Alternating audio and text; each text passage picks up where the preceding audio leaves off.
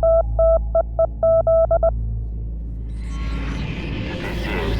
is human emotion.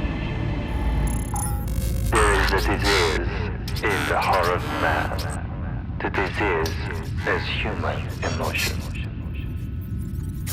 There is a disease in the heart of man. The disease is human emotion.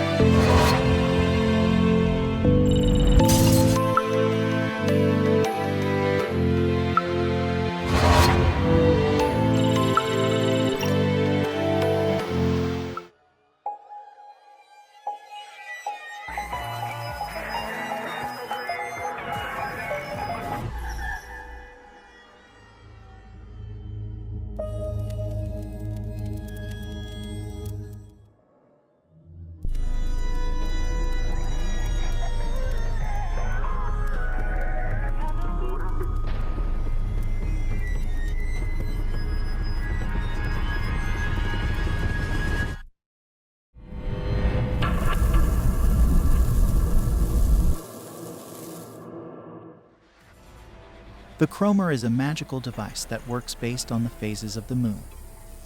During a full moon, the Cromer can travel between dimensions, and during a crescent moon, it can deliver messages through dreams. It first appeared in Hyunjun's dream. In his diary entry, he writes, "I don't want to be forgotten as if I never existed. I am sure that we live under the same sky and under the same world. But I feel like I'm a bit different from those people on TV dancing under those bright lights. Once I become a bright star that can be seen from everywhere, like those people on TV, will my family notice me? Even if it were by coincidence, I wish I could meet them at least once. If my family could get back together like before. I miss the warmth of our living room. My family scattered around, and here I am with my new family I made while living alone. I've met my fellow members by doing music together in our little hideout. Just thinking about them warms my heart. I really hope we can achieve our dreams together. My family, the music I love, and our dreams. We must keep them." She, who was dancing to the beat. Everything around me froze for a moment. The only thing I could hear was the sound of music coming from her earphones. She was moving as if nothing mattered anymore. Common sense, rules in this tough world didn't have power over her moves. Right this moment, my world broke along this snowy road. Something changed in me, but I stayed still and couldn't say anything. She dropped a bracelet that had "Be Free" engraved on it. Ever since that day, I went to the same place at the same time, but she never came back. I didn't know her name or her address. Just like the "Be Free" bracelet she wore, she freed herself away. Since then, music never sounded the same again. I can no longer distinguish the structure, code, or the genre of the song. Only the lingering feeling of that day remains. Hey brother. You look like you are in such a good mood today. The weather is so good as well. Even though I was running to see you, I didn't even feel the heat. On days like this, we would have gone to the Han River for some street performance, right? I'm getting nostalgic. Oh brother, it has been a while since I took out that broken guitar. I wanted to get rid of it because it always reminded me of a broken side of you. But since it's a guitar you cherished so much, I just left it out of sight because it seemed like you abandoned your dream. You know brother, I have a friend like you in my team. His name is Hong Jun. He is the kind of person I would go to when things get tough. He is a person I admire, on both artistic and humane level. Thinking about it now, you both kind of look alike. I think you guys would get along together if you've ever met each other. You know, now I am laughing, thanks to Hong Jun and the guys from the team.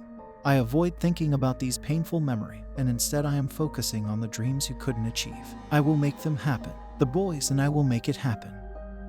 When that time comes, you must wake up from the long hibernation. I want to show you all of it. I'll be back tomorrow. Good night.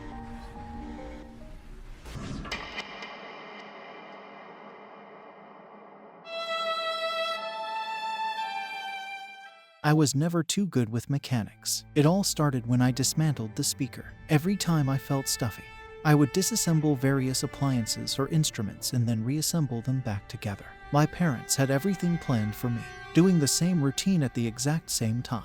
The only time I could go out of this cycle was when I disassembled and reassembled things. Thanks to this weird habit, I met the guys that day in that shabby warehouse. A bunch of guys I'd normally run away from asked me if I knew how to work a drone.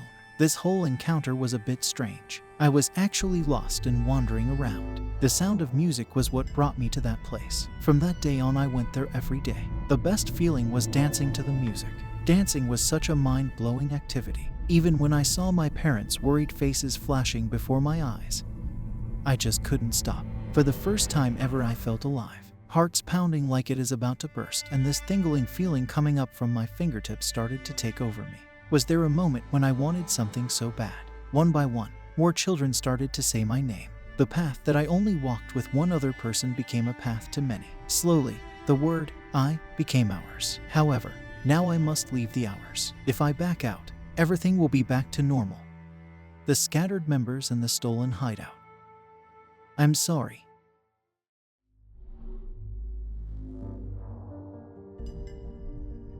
I was always laughing, but I always felt lonely. I just couldn't open up, or maybe I've never had the time to open up. Every time I got closer to someone, I had to move. It is happening again today, but this time it's a little different. Now I have friends to talk to about my feelings. As soon as I saw them, I knew right off the bat, they're like me. Oh, Sangwoo was a little different. He never tried to do anything the traditional way. He was always his way. My dad said we would have to move again. It was something I was used to hearing, but this time it hit differently. Can I just leave like that now that I have a place of my own? What should I say to Woo Young? Thanks to him, thanks to my friends, I was able to perfect my dance moves. Bobo, what should I do? What? You want me to do it the my way?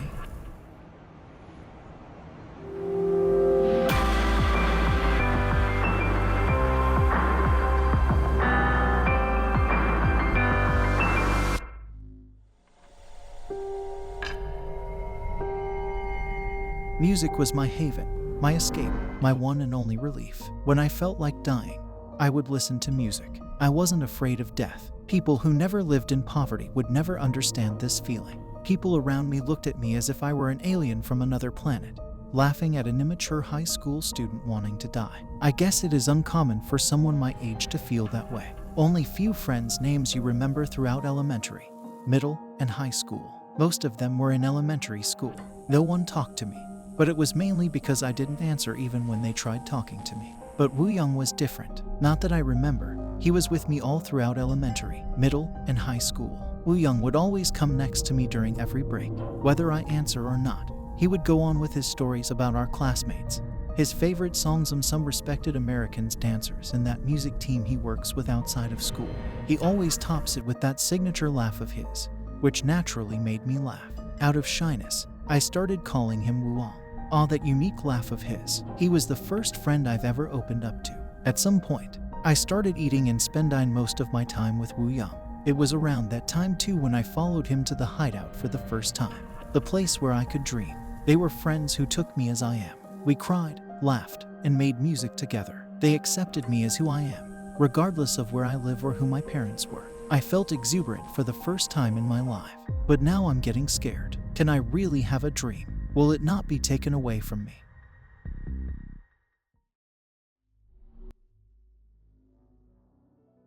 My mind has completely gone blank. Who am I? Where am I? I want to run away. Will I fail again?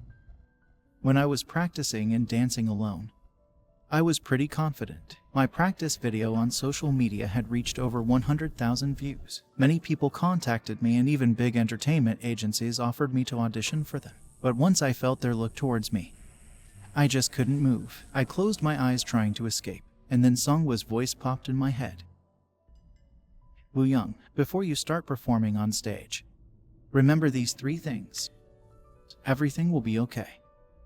Believe in yourself. You can do it. He will be too nervous to remember 3 things. What kind of psychology book did you read? You know, are you making fun of Sangwoo again? But hey Woo Young, believing in you is the key. and Jung is always good at putting everything into perspective. A smile crept in my face. I felt their presence even though they were nowhere to be seen. I felt the energy back on my feet. I had a habit of constantly chatting to overcome stage fright, and I practiced laughing to hide my shyness. It was a defense mechanism of mine to focus. I didn't care even when others made fun of it, but that only lasts for a minute. Once I became aware of their scrutinizing eyes, my body just froze. The first time I met Hongjun, Songhwa, and were at the street performance, I could see that they had something I didn't have. Expressiveness beyond dance techniques and showmanship that captivated the audience. When I danced with them, I wasn't self-conscious and was able to deliver my best performances. My legs are tense. The first step, the step that I was never able to do, the chain that was tying my body, was magically released.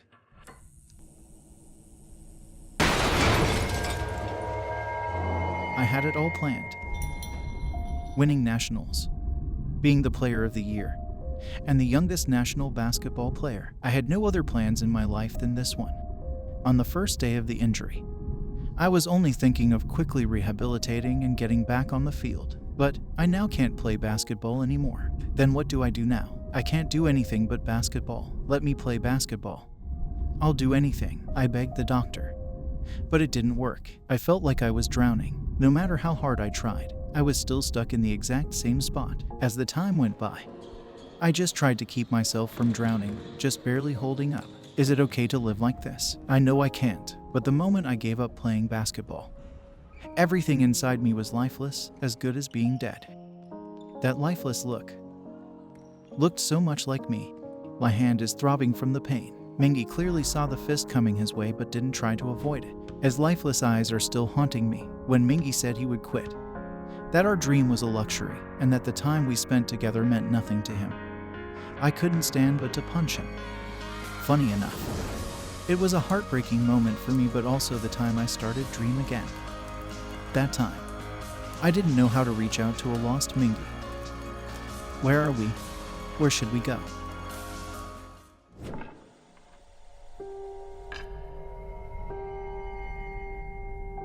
Even though I lost my dream and family again, there was nothing I could do. Everyone left, and here I am, alone again, on a summer day. When the hot and humid weather continued without a single drop of rain, we decided to go our separate ways. All that because our dream of being together have become like shackles that hold us down. The scorching sun melted away even our dream of youth and made it disappear at the end of our feet. Problems were piling up like laundry that had been put off, even if not often. The promises we made were pushed back day by day, and we forgot about each other. It was around that time when I began seeing him in my dream. The man in the black fedora, whose eyes you could only see through his mask. A somehow familiar, but tired eyes. You lost your dream not because of the tough reality, but because you guys decided to get rid of the idea that the world you see is everything. There are many dimensions and many realities in this world. The world I am in, the world you are in, are all real. I want to tell you everything, but I don't have much time right now. What is this?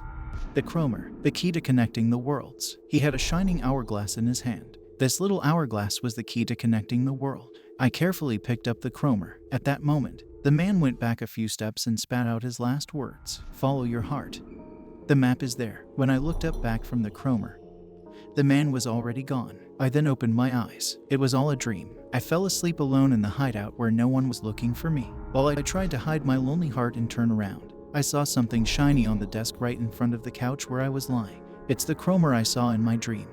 Wasn't it a dream? While looking at the Cromer, I inadvertently turned it around. The sand in the hourglass began to flow back from the bottom to top. The iron door then opened and I could hear the footsteps coming closer one by one. The guys then gathered around me with the same puzzled face.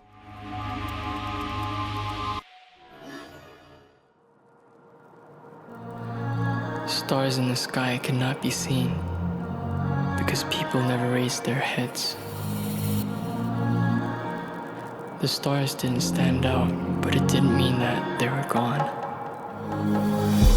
When all the lights were put off, there they appeared, shining faintly, and the boys came from the horizon, crossing the border. But the darkness stopped the boys, and there was no light to cast it away. People hoped that the flame within the boys would consume the darkness. as they prayed, the fiery voice of the boys broke the silence and awakened the world.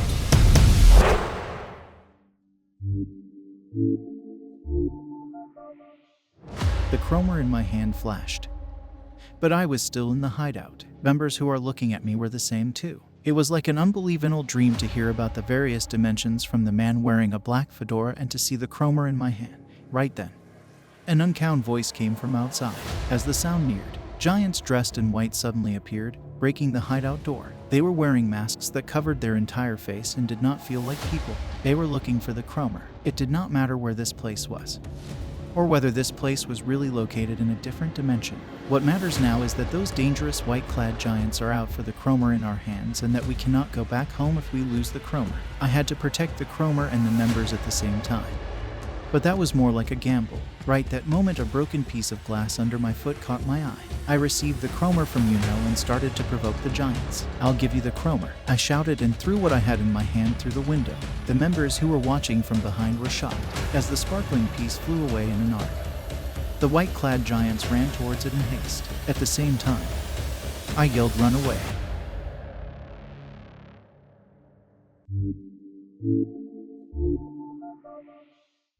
The place around the hideout was very similar to where we used to stay. If I had not faced the strange creatures, I would not have believed all the sayings about the different dimensions and the Cromer.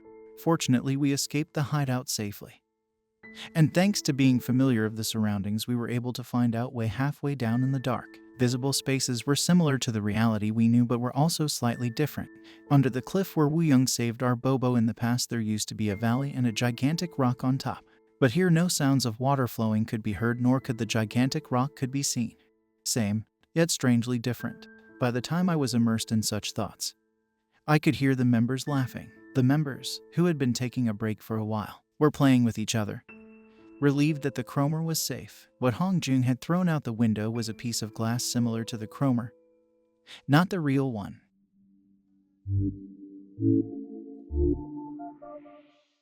The child who saved me was a girl who matched well with the moonlight. The girl willingly invited us to her house, tired of being chased and running away. We fell asleep immediately, and, in the meantime, the girl healed my injured ankle. The white-clad giants, who had been fooled by the glass fragments, attacked us again while we were resting in the middle of the forest. As the giants dragged me away by my ankle, all the members rushed to save me, and so we ended up losing the Cromer. After they took the Cromer away and turned their eyes away, stones rolled over from the cave in the forest. When we ran towards it, a girl in the cave gestured between the rocks. The girl had a brother. The boy said she could not speak because the white-clad giants took away the girl's voice. They introduced themselves as the Grimes siblings.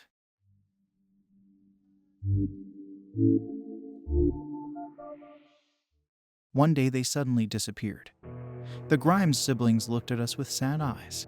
According to the Grimes siblings, the central government here established a stable future policy for the entire human race by running AI simulations. They put the blame on human emotions for causing crimes and terrorism that threaten humanity. And so the key to their policy was to control the variables called human emotions. A bill to lower human emotions below the thresholds by using advanced technology and a bill to ban the arts, which greatly affects human emotions, had been passed. Consequently, the central government had achieved high growth under a strong control policy, and people enjoyed material affluence. However, laughter disappeared from their faces and only efficiency and logic became the priority in this society. As those days continued, men wearing black fedora began to appear one day. They sung and performed here and there, and that was said to have the power to attract people. Being stimulated by these men, people who escaped the control began to appear. People from various fields formed a resistance against the central government and called themselves the Black Pirates. The central government put the men in black fedora on the wanted list, but they repeatedly failed to arrest them due to them being able to teleport using the Cromer. However, at last, by putting in the new android guardians, probably the white-clad giants who came to catch us, the government succeeded in capturing the men in black fedora, the Black Pirates and the resistance. All that does not matter. What is important is that we need the Cromer to return home, and that we lost our Cromer to the android guardians.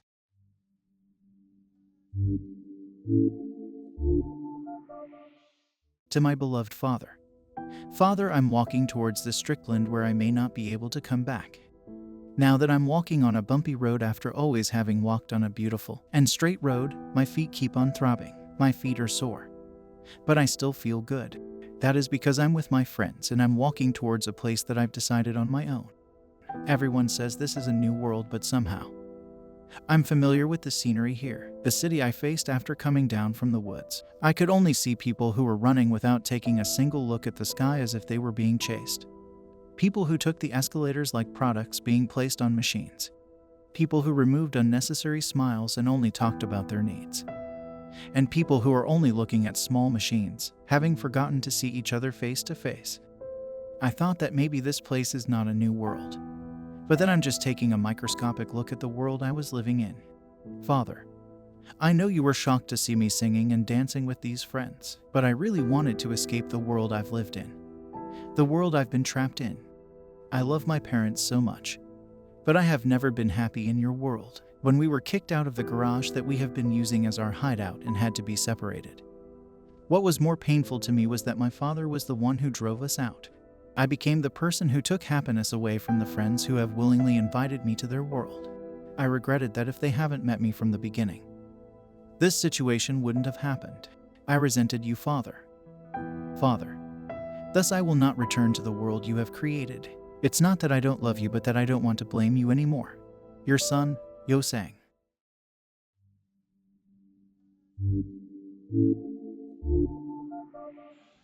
To find the Cromer, we must go to the android guardian's bunker. But the only person who knows the bunker is Left Eye, the manager of the Strickland dump. So, we had no choice but to come to this place, as if they were continuously burning trash. The yellow smoke, which is said to cause hallucinations, was constantly soaring, perhaps because of that. The man named Left Eye was mumbling to himself in the air. Phew, how do we locate the android bunker from that person? Thanks to Nosy Woo Young, we decided to find out the location of the android bunker as well as regain the voice of the Grimes girl. That dude is always so unnecessarily nosy like that. What we have heard from Hong Jung and the Grimes siblings. That Left Eye man seems to have his own story too. Whatever. There's no one without a story. Anyways, we split into teams. Members who will go into a pile of trash that looks like a cave to find the voice, and members who will convince Left Eye to find out the location of the android bunker. I was in the latter.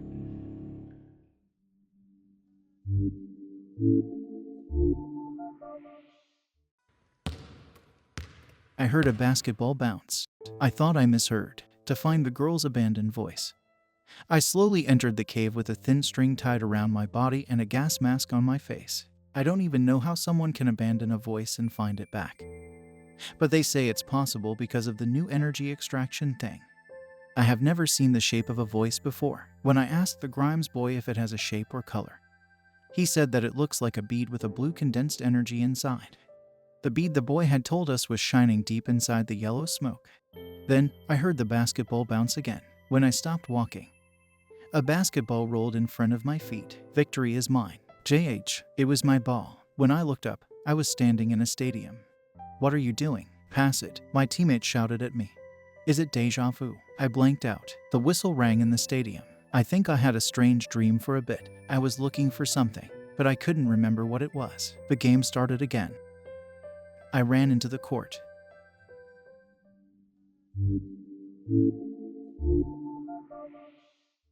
Left Eye, who ran a small but unique brand shop after studying fashion design, was often disqualified from interviews at the fashion house due to his unfriendly appearance. However, he had great skill and was a warm person with a passion. Until he lost his daughter. His daughter was hit by a speeding car while she was reaching out her hand to save a flower that had bloomed on the road. People thought moving forward quickly was more important than looking around, even after seeing the child on the street after getting hit by the car. People were busy passing by, pretending not to have seen anything. During that time, the child died slowly. Left Eye is said to have become furious and fallen into despair when he had belatedly learned of this truth and has become a completely different person ever since. After losing his daughter, he met the illusion of his daughter while being intoxicated by the smoke that creates delusions at Strickland's dump. And while he was wandering around in the dump, he was selected by the android guardian to become the manager of the Strickland's dump. It reminded me of my brother the whole time I heard his story. I empathized with Left Eye's feelings a little bit. Left Eye reminded me of when I had lost my brother.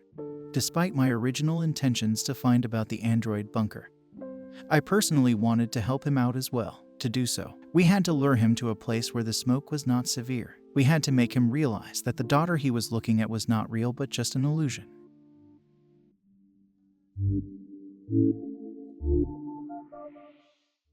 The safety strap tied to Jongho's body stopped and no longer moved.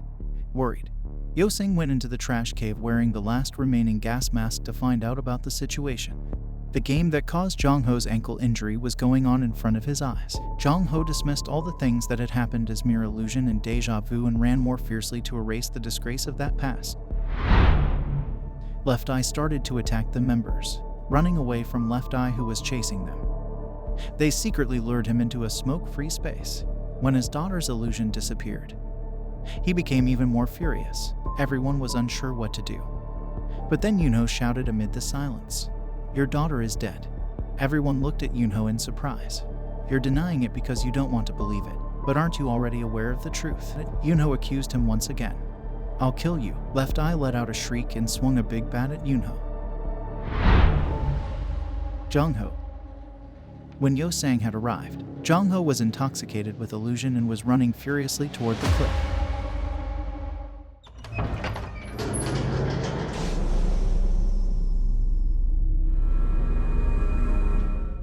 The Fourth Industrial Revolution stimulated the advances of science and technology. It also brought an expansion of human lifespan to 200 years. As the human lifespan increased, so did compulsory education. 40 years of education was required to learn basic knowledge and simple principles for living in this world. The central government desired to construct their own utopian society by using an AI system, thereby making it possible to remove and take control of every unpredictable variable. It succeeded in predicting all the possible outcomes, allowing the government to completely take over. But of course, there was one problem they could not solve: human emotions. By applying deep learning technology, the AI that identified the new variable as a bug cultivated a new market platform for estimating individual energy, which was known as something unpredictable, and trading it. As the government prohibited all kinds of art and exercised control over the new energy trading platform, sensitivity, emotion, and free will gradually faded away, and humanity fell to components for maintaining the world.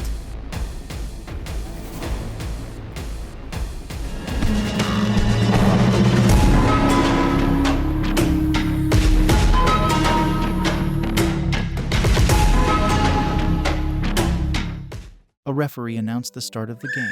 My teammate intercepted the ball and passed it to me. With my great dribbling skill, I went across the court. I attempted a layup from my rival's blocking. The ball hung on the rim then fell in. Yes, I've turned the game around. With excitement, I landed on my feet from my successful shoot when all of a sudden, the floor lay in front of my eyes.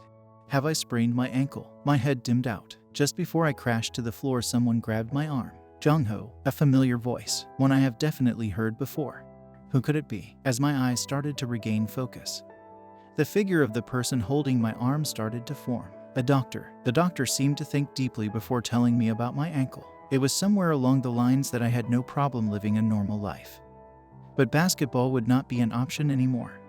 What all my colleagues could do was leaving me with pitiful eyes. I freed myself from the doctor's strong hold of my arm and yelled at my colleagues as they were distancing. "Please take me with you. Please, don't leave me here."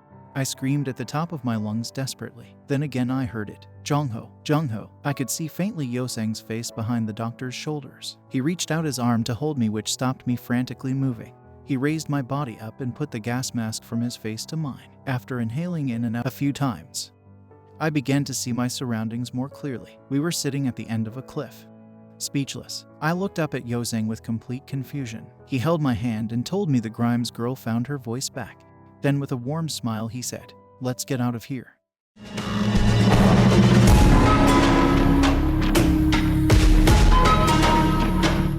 The bat that Left Eye hit dodged me by an inch and smashed into an abandoned window. The broken pieces scattered into the air. I looked at him without a blink. He would only swing the bat even more recklessly. Everything that hit the bat shattered to nothing. I slowly walked towards him. I hear the members' voices trying to stop me, but a strange form of pity inside of me, an unexplainable emotion on top of that, led me fearlessly to stand in front of him.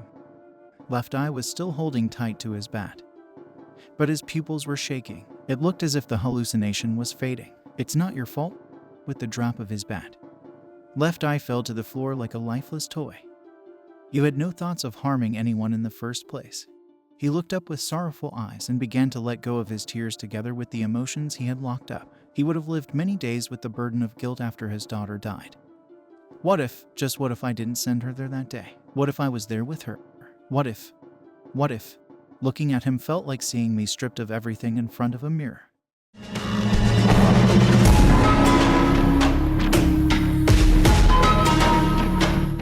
Those boys will be able to save the Black Pirates, sailing towards the android guardian's bunker.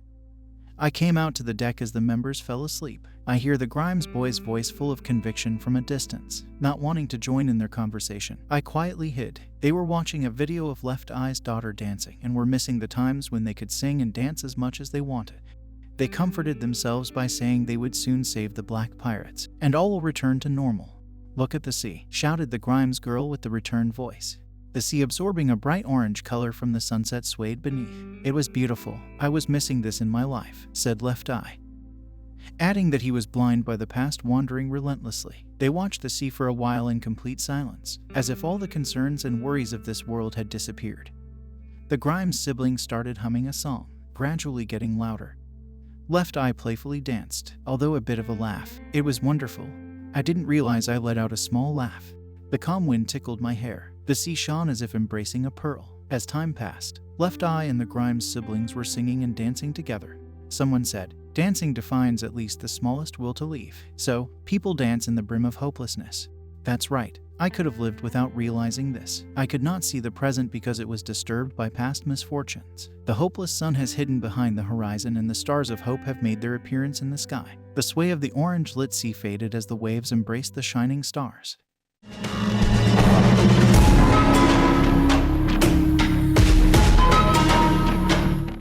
The late afternoon of the following day, we finally arrived on the island. From the elongated shadows of the afternoon sun, I could see pansions and sunbeds. When I stepped onto the sand, I could feel heat rising. The island was considered a tourist paradise in the past. However, nobody had visited this island for their holidays anymore since taking a rest and trips became meaningless and worthless in this world. To escape quickly, Left Eye and the Grimes siblings stayed in the ship. We walked down the island to look for the place, called the Android Guardian Bunker, and we easily found the place, which was blowing off golden steam on this isolated island. When we got there, it was a gallery in the middle of the island. Gallery. They banned all kinds of art. Funny of them to settle and build their bunker there. We passed along the empty lobby and went towards the exhibition. The golden yellow steam continually spurted from where an arrow indicated an exhibition route. Some drunk android guardians were laid on the floor, and at the end of its view, I could see the men in black fedora were in a glass prison.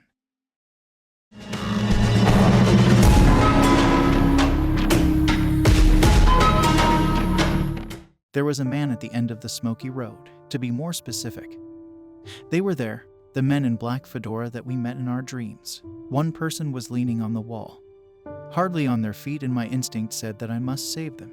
I threw myself to the glass wall. It did not move. I bumped into it again. The man finally heard the noise and saw me. "Finally, you are here," he said, and he barely took off his mask. As I saw his face, I was shocked. It was me. The man had exactly the same face as mine. "Listen, we called you here." In the midst of these strange incidents, I could only shake my head. We are captured here, and somebody has to do our work. You may have noticed it. This world needs a change. Why does it have to be us? Why do we share the same face? I kept questioning him and tried to break the glass wall between us, but not even a small crack. I don't have enough time to tell you the whole story. We are going to be seen by the Guardians when the smoke fades. Do what I do. The man put his hand on the glass wall and told us to copy him, so we put our hands like he did.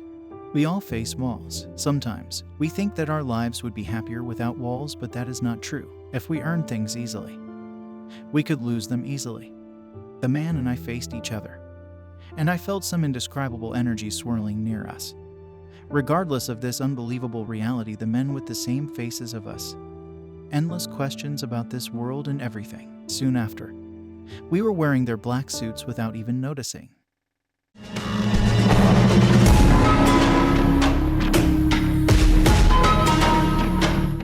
When I was dazed by this black suit thing, I heard the voice of the man who has the same face as Hong Jun from the other side of the wall. You have to run before the smoke fades, he shouted.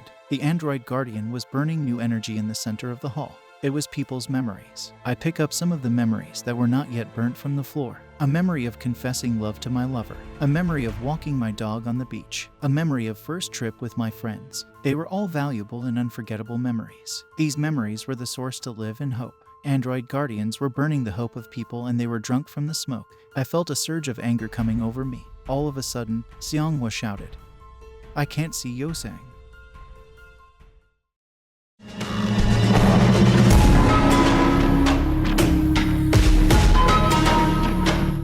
After Yosang disappeared, we were all in panic and ran instantly to the lobby. Fortunately, Yosang also ran to us from the opposite exhibition at the same time. With relief, we moved toward the exhibition. While looking back, Yosang threw a shining object. The object was the Cromer. It was a short moment of celebration that we are soon going back home when the crowd of android guardians came up to us behind Yosang. The biggest guardian grabbed Yosang's neck. He threatened us, saying that if we do not hand over the Cromer, he would break Yosang's neck. There was no way. When Hongjung, holding the Cromer, attempted to approach Yosang, the android guardians ordered not to come near and just to throw over the Cromer from a distance. "Don't hand it over. Once we give it to them, they will take us too," Yosang shouted. It was the worst situation for us. If we did not hand it over, Yosang would be in danger. If we just hand it over, everyone would be caught. We cannot let Yosang sacrifice for 7 members. What can I do? Hongjung seemed to have the same thought, looking at Yosang and us by turns. Hongjung began to speak about his decision. He said that he would throw the Cromer over to them if they would let Yosang go between us and them.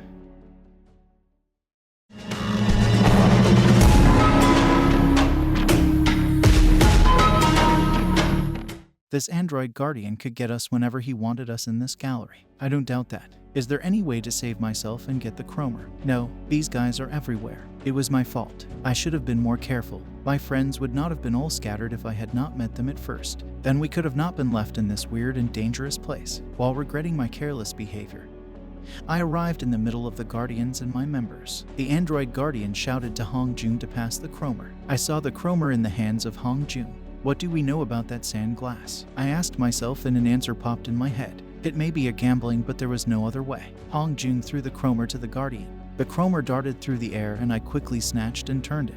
The android guardians seemed confused, and they immediately started to chase after me. So I smashed the Cromer. The glass broke down and the sand splashed everywhere. I was being dragged away and Hongjung tried to grab my hand. The light flashed.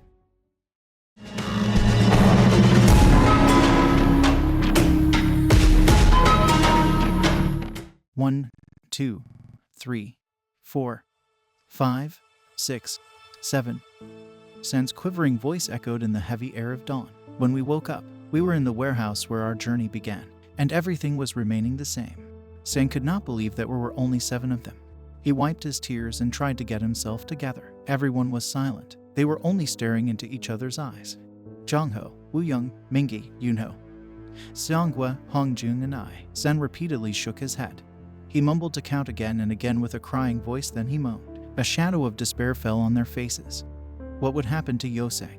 Like the Black Pirate, what if he's been? Wooyoung couldn't finish his sentence. A heavy silence filled the space, and no one could answer his question. Hongjung stood up from the couch. He opened and showed his hand full of blood with fragments of glass and dirty sand to the members. He dusted his hands off. Broken pieces fell down and down. We shouldn't have been there, then nothing would have happened. Knock, knock. There was a knocking sound from an old door. Hard-faced Hongjung opened the door. Nobody was there. Something bumped into the door and fell onto the floor. This is Yosang's drone, who drove it here. Hongjung swept dust from the drone and placed it on the top of a drawer. He stared at the lights coming from the slightly opened door. We all surely felt it. Yosang is alive, saving humanity from the doom that's about to strike. A trio caught stealing a Mayan relic was revealed as Science Alvar, a new religious organization. The security arrested the trio red-handed. The trio were attempting to steal a Mayan relic from the Mayan civilization exhibition at the National Museum of Korea. Seoul Yongsan Police Station is investigating suspects A, B, and C for the crime attempt of special larceny. The trio are suspected of stealing the exhibited relic from the time, destiny, and prophecy of the Maya civilization at 10:05 a.m. on the 10th. A reporter behind the case interviewed Suspect A's crime motive. Suspect A stated that I had to steal the relic to save humanity before they face the world's end. It was later found that the trio are believers of the religion Science Silvar. It is speculated that the trio committed the crime under the influence of Henry Joe, the religious leader. Science Silvar is a new religion and was established in 1999 by a scientist named Henry Joe. This religion believes that humans are a collection of energy, and human concerns from an uncertain future can be resolved by science. Henry Joe frequently mentioned the Mayan relic, shaped in an hourglass, in official statements. Henry Joe also mentioned that the energy condensed inside of it will be the key to saving humanity. The Mayan relic Henry Joe mentioned is an hourglass artifact that imitates the moon's movement. There are many speculations for the exact purpose of the artifact among experts. However, one clear established theory is that the relic, crafted through an uncommon metallurgy technique, was used for ceremonial purposes.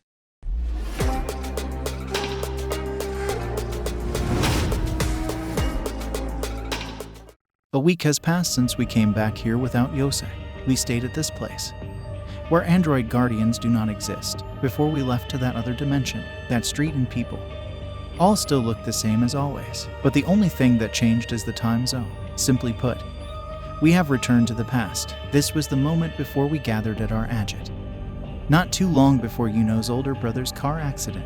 We assumed that the time zone was twisted when the Cromer broke, and Yuno was thrilled, probably because his brother was brought back to life from the tragic accident. I can understand Yuno, but deep down in my heart I felt bitter against him, whether we are in the past or present.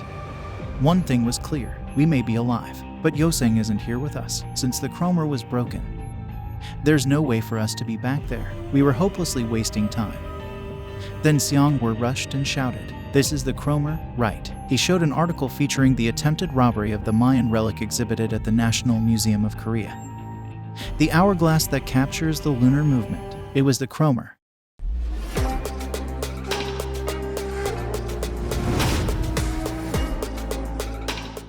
If we think back to the broken Cromer I got in my dream was from the man with the black fedora. It means that Cromer was existing in their dimension. It would be possible that there is another Cromer in this dimension. Let's find the Cromer to find Yoseng and put it back to the original place. Hong Jun yelled. However, other members were against Hong Jun's idea, saying it is too dangerous and illegal, whether it is legal or illegal.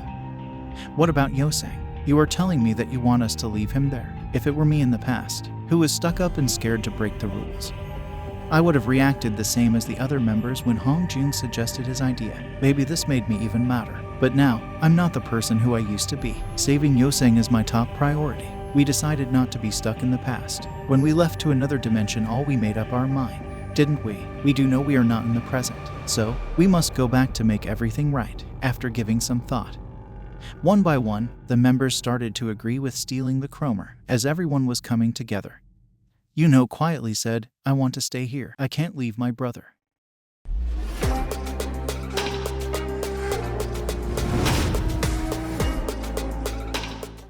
As much as I believed in Yuno, his statement came as a shock.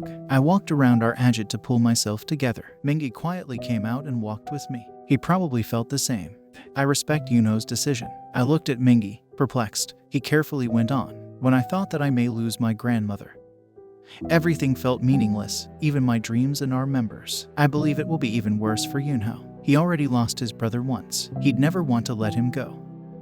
At that moment, I remembered when I punched Mingi, when Mingi told us he wanted to quit, saying that our dreams are meaningless.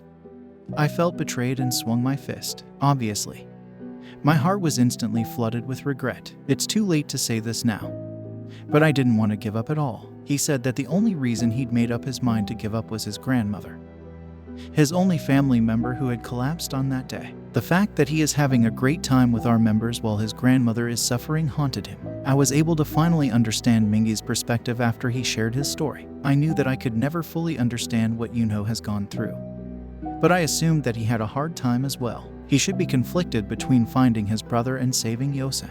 I am sure he is suffering from it. After having a long discussion, we chose to respect Yuno's choice. No one can force to decide.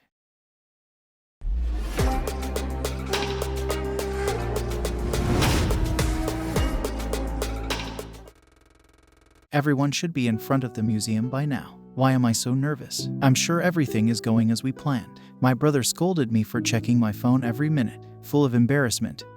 I put down my phone. I started to massage his left leg, telling him everything was fine. You are so weird. You've changed so much. Well, I like it a lot better than when you were wandering around on your motorcycle. But I still can't get used to this sudden change in the last 2 weeks. I understand what he said. Well, I came back from the future. I think God gave you perfect hands at the cost of giving legs that need a bit of help. I said. I imitated my brother playing the guitar as he gave me a curious look. He laughed out loud and asked me to massage his left leg harder. Since birth, he had a dysfunctional right leg. So my brother's left leg would always be swollen doing as it is doing all of the leg work. Well, if my legs were good, I would never imagine myself sitting here to play the instrument. Maybe some deficiencies are a blessing in disguise. Giving insight, right? He finished talking and turned on the TV in the corner of the room. And headline news came out. It was about Henry Jo, the leader of Scienceolvar, breaking into the National Museum of Korea to steal Mayan relics with hundreds of Scienceolvar's believers, some boys who were trying to stop them from stealing the relic.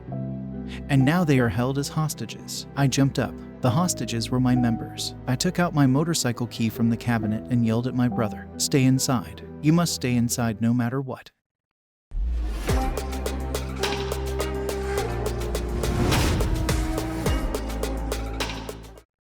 Scienceolvar was a religious group. But why? Why is Henry Jo pointing his knife at my throat? How did this happen? 4 p.m. We met up in front of the museum and planned to enter the museum in 2 groups of 3. As closing time approached, the security guards were loosening up. One group was responsible for catching the guards' attention while the other group steals the Cromer. We planned to go get Yosang as soon as we stole the Cromer. However, even before entering the museum, our plan fell apart. Among the crowd of people in red coming out of the exhibition hall, a man in a black techwear outfit was holding the Cromer. He had a long white beard, a black mole on his right cheek, and large goggles. It was Henry Jo, the leader of Scienceolvar. We had to get the Cromer back from him. If we missed this opportunity, there may be no way back. Right then, some high school girls with red blankets on their shoulders passed by me without giving any thought. I took their blanket and put it over my head, and then joined the group of Scienceolvar believers, leaving the faces of embarrassed high school girls behind. The members also joined the group covered with blankets. We gradually approached Henry Jo. As we reached close enough to snatch the Cromer, bang, the police shot a blank fire shot and blocked Henry Jo and the Scienceolvar believers. At that moment I reached towards the Cromer, but Henry Jo pointed a blade at my throat even more quickly. He whispered in my ear, holding back his laughter, "I just needed a hostage, so thank you for coming."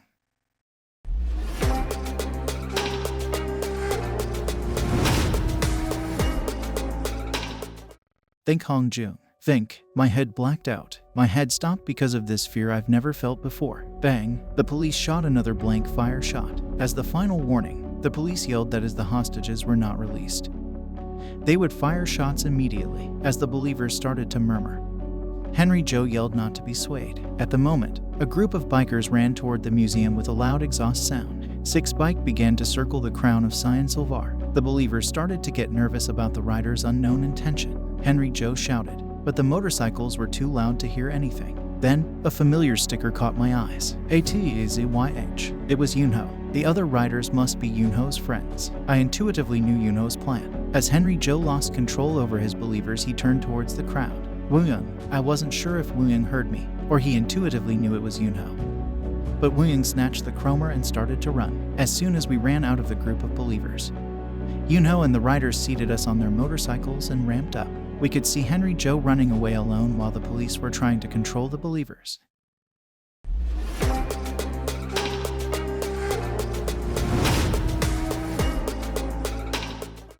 Ah. I knew you'd come back. I shouted with excitement behind Yunho, as I was shouting with joy. I heard Hong Jung saying, "There's a car behind you." The 6 motorcycles suddenly turned their directions, and everyone fell to the ground. The car, coming to crush us, was overpowered by its own momentum and flipped into the pedestrian walk, hitting the pedestrians. Yunho's eyes trembled as he saw the pedestrians lying on the ground. "Brother!" Yunho screamed as he ran to the pedestrian. It was Yunho's brother on the ground. He seemed like he was heading towards the museum. After seeing Yunho's motorcycle on the news, Yunho's brother slowly opened his eyes and asked, Is it 5:07 right now? I checked my phone and it was 5:07 p.m. Your diary said that I got hit by a car at 5:07 p.m. Yuno looked at his brother. Startled, his brother went on saying, "Sorry, I read your journal on the desk. I knew something was going on, but you never told me what you're going through." He painfully continued breathing. It didn't make any sense, so I thought it was a lie. I guess it wasn't. We need to go to the hospital right now. Yuno wiped his tears and tried to pull his brother. But his brother grabbed his arm. Yuno held onto his brother's hand as if he'd never let his brother go. "There's something I need to tell you. It wasn't your fault that I got injured back then. And even now, it wasn't your fault. So leave me in the past and move on with your own life." Yuno was weeping. His brother slowly patted Yuno's head. "I love you, my brother. You know what I always say, right? You're doing your best just by going through the day. I was happy enough for the last 2 weeks. I appreciate it." Then, Yuno's brother passed out. Yuno put his head down on his brother's chest and wailed. Henry Joe stumbled out of the driver's seat of the overturned car. Blood was running down slowly on Henry Joe's face because of his head injury. Henry Joe stared at the Cromer in Wu Ying's hand. He then began to run towards Wu Ying with a knife. Yuno quickly threw his fist at Henry Joe and yelled, "Turn the Cromer." Henry Joe snatched the knife that he dropped when he fell down. "Hurry!" Right at the moment when Henry Joe was raging towards us, Wu Ying turned the Cromer.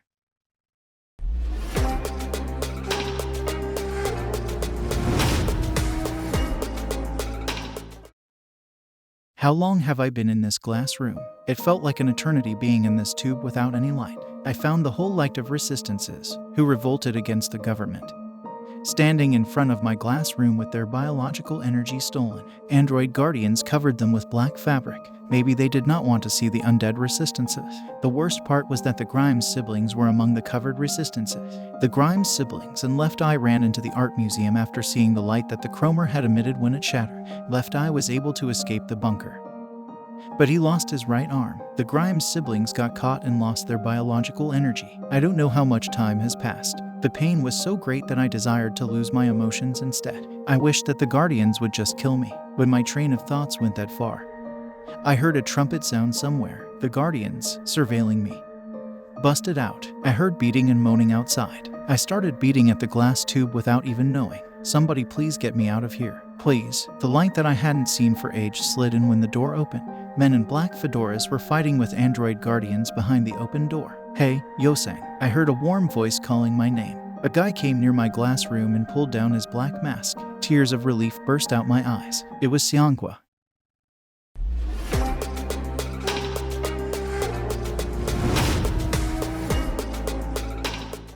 The underground hideout of the resistance organization Black Pirate. A signal came from an old small machine. A one-armed man rushed in and sat down in front of the old machine. The one-armed man held up a pen to write down the codes. It was Left Eye. After suffering from another loss, he looked rather fragile.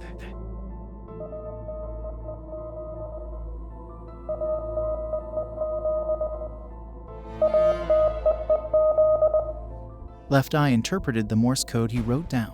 The light of hope spread on his face gradually. Left Eye turned to the people and shouted, "They're back. They came back." The cheers of Black Pirate echoed in the underground hideout. The messy handwriting of Left Eye on the paper reads, "Say my name. ATEEZ."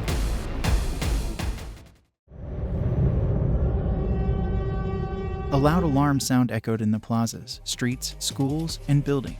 The guardians monitoring people from everywhere were the first to respond to the sound.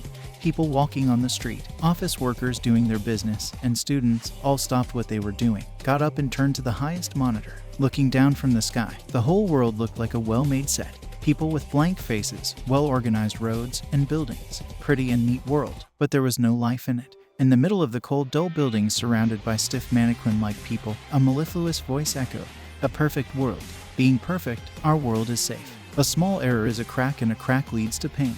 Pain is an unnecessary emotion and a negative element in life. We want to protect you all." From the streets, companies, schools, and plazas, Z's roaring voice came out of the speaker. A yellow light lit up next to the ears of people listening with dry faces and blinking their eyes. Looking closely, it was the light from a small chip stuck under the ear. "A perfect world without crack is always beautiful. You, living your life in your position, are the world itself. Do not doubt yourself. You are always right. We are right because you are right." Smiles spread on people's faces, but no one's eyes were smiling. It was just the facial muscles that moved like a machine that obeyed commands. Keep that in mind. The government works for you. The government is committed to you. All of this is for you. At the end of Z's words, the crowd clapped their hands all together and cheered. Z, Z, Z, Z. At that point, when the voices of people shouting for Z overflowed the world, music began to play out of nowhere with a crackling noise from the speaker. Soon after, along with the sound from the megaphone, Z's voice was swallowed up by the gradually increasing sound of the music, and the yellow light that flashed next to people's ears faded away. The guardians who stood among the crowd began to look around as if they were looking for someone. For the first time, the feeling of confusion crossed the faces of those who were puzzled by the sound of the song. When the man standing in the plaza feeling somebody's presence looked to the left, Hong Jun, wearing a black fedora, smiled at him. The man didn't know Hong Jun, but unknowingly spit his name out of his mouth. ATEEZ.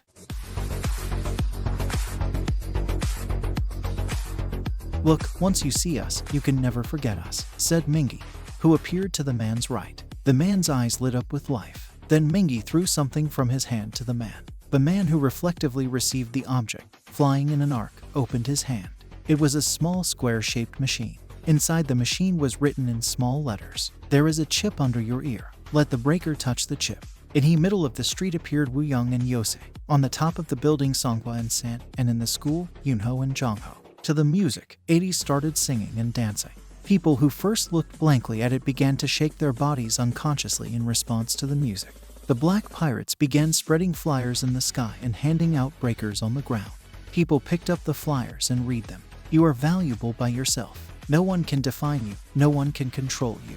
Being alive is imperfect, and it's beautiful to be imperfect. Read poetry, draw pictures, listen to music, dance and sing. Therein lies your own answer.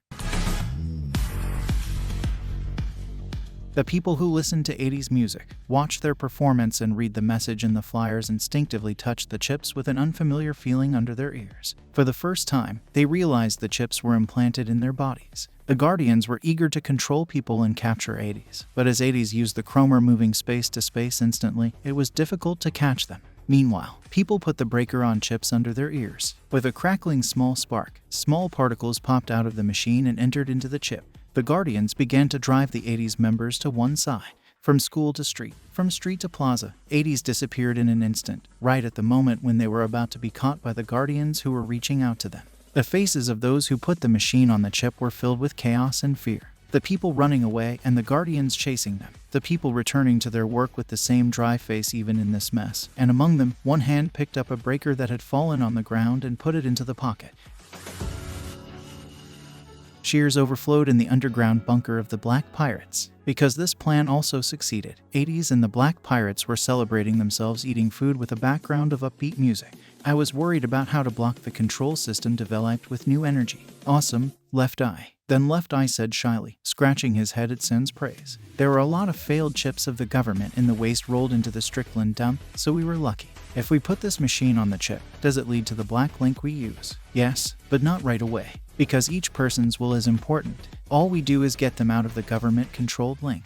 After that, it is left to their own will. When Jongho asked if it is a matter of choice, Left Eye continued. Right. They will not even know that this machine connects not only people but also the Guardians to the black link. They'll think of it as just a breaker that blocks them from the control link. Since the safety of the Black Pirates is also important. But why? Forced link connections are more efficient. Other members nodded and looked at Left Eye in response to Mingy's suggestion to save more people by forcing the link to be connected. I've lived in this world for a long time, so I know. At first, I felt fear when I met you and remembered the memories and feelings of love and other emotions of the past that I had forgotten. Just like when you guys first came to this world. As unknown is always feared. That's why you give them time. Giving themselves time to overcome the chaos and to decide. Until the Guardians find out that the control link has been blocked. The Left Eye nodded quietly, drinking a glass of wine. When people become self-reliant, a signal goes to the black link we use. Then, the Black Pirates, scattered all over the place, contact them. What if someone chooses to stand on the side of the government even after getting their feelings back? We can't force them, because the fear is big. No one knows what will happen if I'm the only one against it. We can't dangerously force someone who wants to follow the flow. That's not different from the central government that says only themselves right.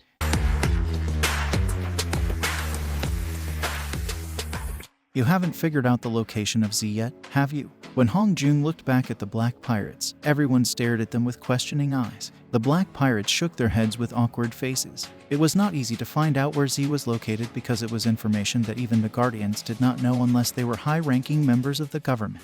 Undoubtedly, Z is the ruler of this world. At the same time, the symbol of the Z world. Therefore, his safety was the top priority to prevent terrorism. For now, that's the last step. Let's start with what we can do now. Everyone nodded at Sungwa's words. To install mirrors and remove the coverings blocking the windows, ATEEZ decided to infiltrate the symbolic place that is establishing this world. A mirror is a window through which one can perceive oneself. In the early days, the government did not know the importance of mirrors, so they just tried only to control the emotions with new energy. However, as people looking at the mirror and recognizing themselves kept getting out of control, they removed all reflective objects, including mirrors. So were the windows. To look out the windows at the landscape is to open the possibility of freedom and is a door that recognizes oneself and others and sees the world. So old buildings were blocked with curtains coverings, and sheets, or in buildings built afterward, there were no windows at all. Furthermore, a large dome was placed in each zone to block out the solar heat, and the intake of vitamins and nutrients made by being exposed to light was controlled through medicine. As this dome also served as a blocker and a boundary between zones and zones, it was an extremely important means to control for the government. But the Cromer, ATEEZ, and the Black Pirates moved freely across the areas, which allowed them to touch people's hearts with their performance, but that was not enough. The control of the government became increasingly systematic. Even humans, who became aware of the control with the emotions rising within them, were either controlled again or taken to the Guardians and transported to the Guardians' bunker. Now the only way ATEEZ and the Black Pirates had to go was to make as many people aware as possible at once. The first target point to install mirrors and remove the coverings of the entire building was the Prestige Academy, which was called the best school of this era.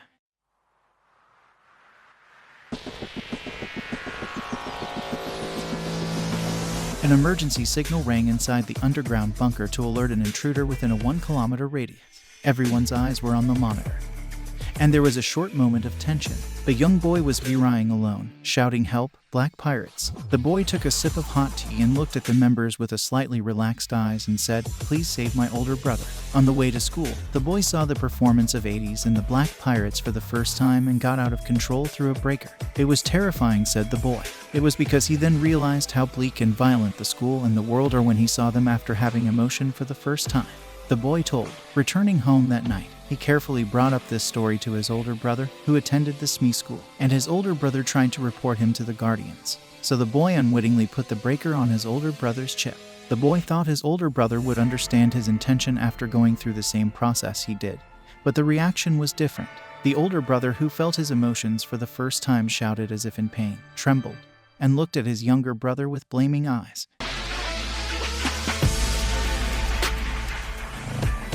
"Do you know the Guardians Island?" Tears welled up in the boy's eyes again. The members looked at Yosang, the place where Yosang was kept. Guardians Island is apparently a facility for the re-educating the socially maladjusted. However, in reality, it was a place to dispose of people who rebelled against the central government system, and other various things such as art and instruments that stimulate human emotion. This does not apply to those who have completed 40 years of education and are being used in their respective position. But those who have regained their emotions, those who recover their emotions and act as resistance, have been caught by the Guardians and then disposed of there. So, it was a place that the members and the Black Pirates knew well. However, they did not know that children who were not even the resistance would be taken to Guardians Island. To complete the 40-year education curriculum, people must take the final graduation exam. During this exam, they will be investigated on what kind of part to be used in the society. And if they fail to pass the emotional test, they are judged as defective and will be sent to the Guardians Island. The boy cried again, as his older brother, who was about to take the graduation exam, could be taken to Guardians Island because of him. He desperately accessed the black link of the Black Pirates and found a nearby area believed to be a bunker. The exam is not the problem. We have to save him right away, even tomorrow. That's how school is like. Easy to be targeted when one seems different from the crowd. Mingi, who had a hard time at school, intuitively caught the danger. The boy nodded. There is a student organization in school. Since the guardians and teachers cannot monitor all of the students, they selected the best students and built this organization to monitor others. But our school organization is certified by Mr. Z. No, by Z directly to the head of the organization. They might notice it before even taking the exam. the members became complicated. There was a high possibility that it would not end with just saving his older brother, as it must be something really turning the whole school upside down if they decide to go to another school. Not the Prestige Academy, where they have thoroughly researched for the installation of mirrors and removal of coverings. The Prestige Academy infiltration plan thereafter could be dangerous or impossible. What school do you go to? The boy who grasped the atmosphere said with a worried face. Prestige Academy. There were no words, but they spoke with their eyes. That's perfect. We were planning to go there, too.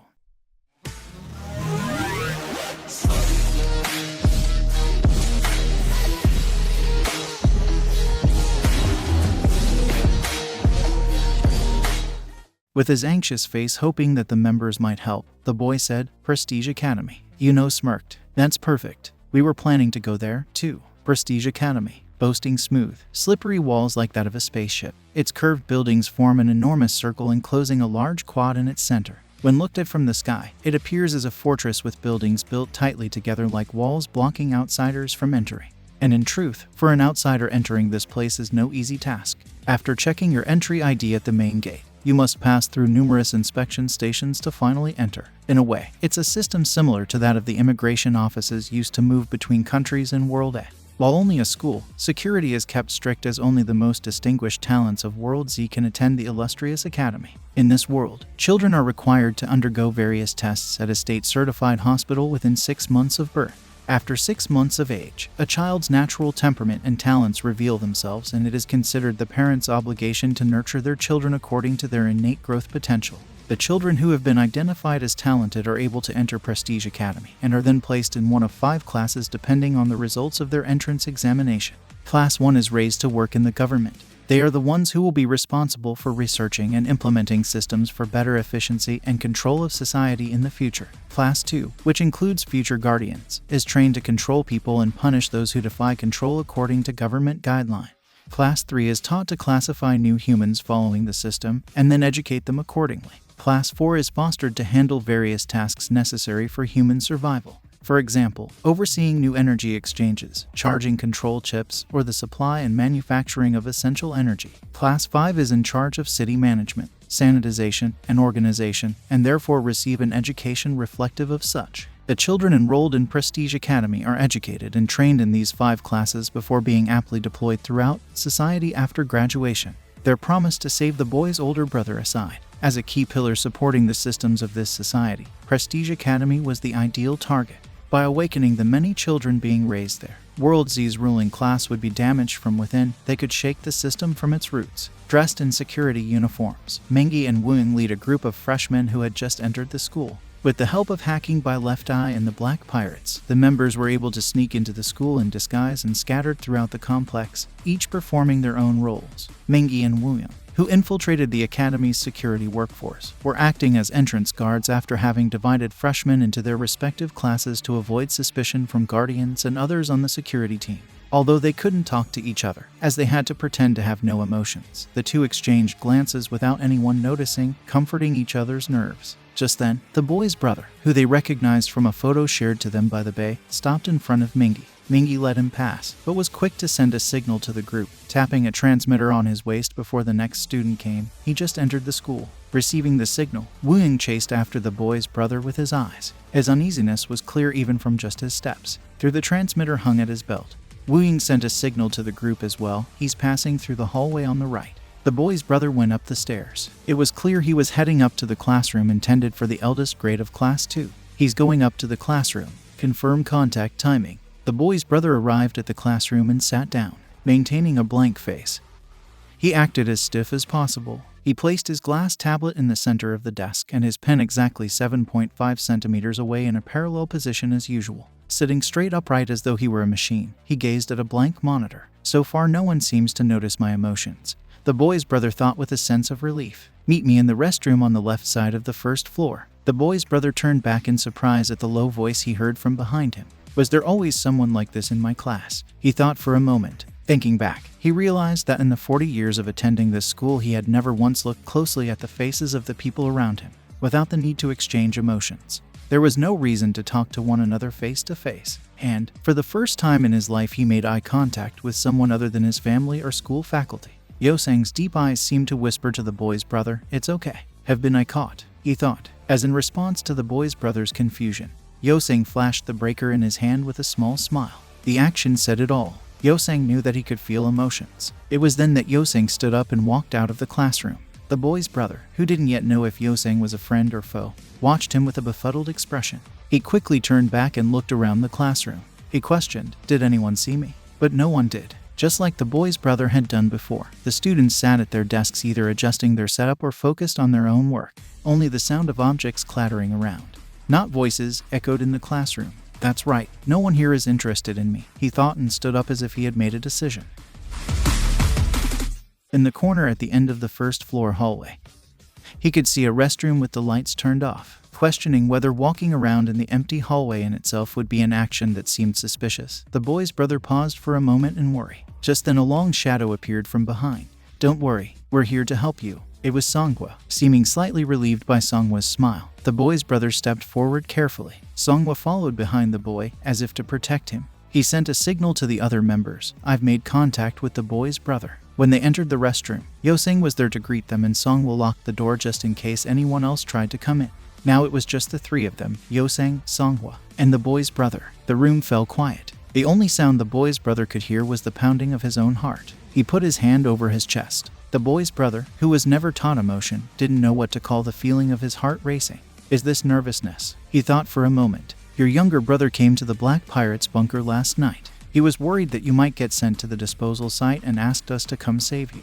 You know the Black Pirates, right?" The boy's brother nodded slowly as to say he understood the situation. "My only way out of this is to follow them. But what does that make the last 40 years of my life? What have I been living for this whole time? And what if I do survive by following them? Then what? What comes next? What if following them leads to something worse?" These complex thoughts tangled up in his head and bothered him. Yosang and Songhwa knew the boy's brother was feeling conflicted.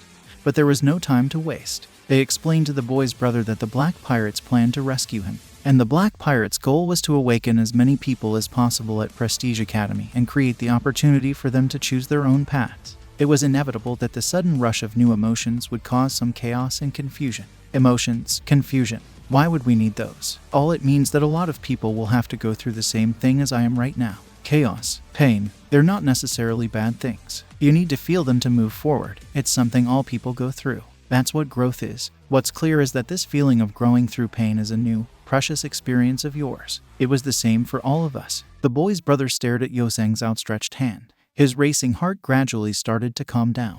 He wondered what this emotion was called. The boy's brother didn't know what it was, but he could feel the warmth flowing through his blood. He cautiously reached out and grabbed Yosang's hand. "Class will start soon. Let's just go back to the classroom for now." Bang, bang, bang. Suddenly the bathroom door shook. The three looked the shaking door anxiously. Bang, bang, bang. Someone outside beat hard on the door. "Open the door right now. Otherwise, I will refer you to the disciplinary committee immediately." The boy's brother, who was still holding Yosang's hand, quickly pulled away and moved back. Then, with painful sigh, he recited, "Thunder, thunder." His eyes shook as Songhwa repeated the name back to him. Bang, bang, bang. As the door began to shake again, the boy's brother sprang up as if by reflex and unlocked the door. Outside stood a group of students in neat uniforms. On each of their chests was a symbol inscribed with the word thunder. "Why are the three of you all gathered here?" With the door locked at that, from the crowd of students came a girl's clear voice. The group parted to each side as a female student walked forward. Was this the student group the younger brother had mentioned? And she must be their leader, Yosang thought as he recalled the frightened boy from the day before. The female student, who did in fact appear to be in charge of the group, stood in front of Yosang, Songhwa, and the boy's brother. The female student, who looked as though she were the personification of cold, stared at Yosang with a fierce gaze.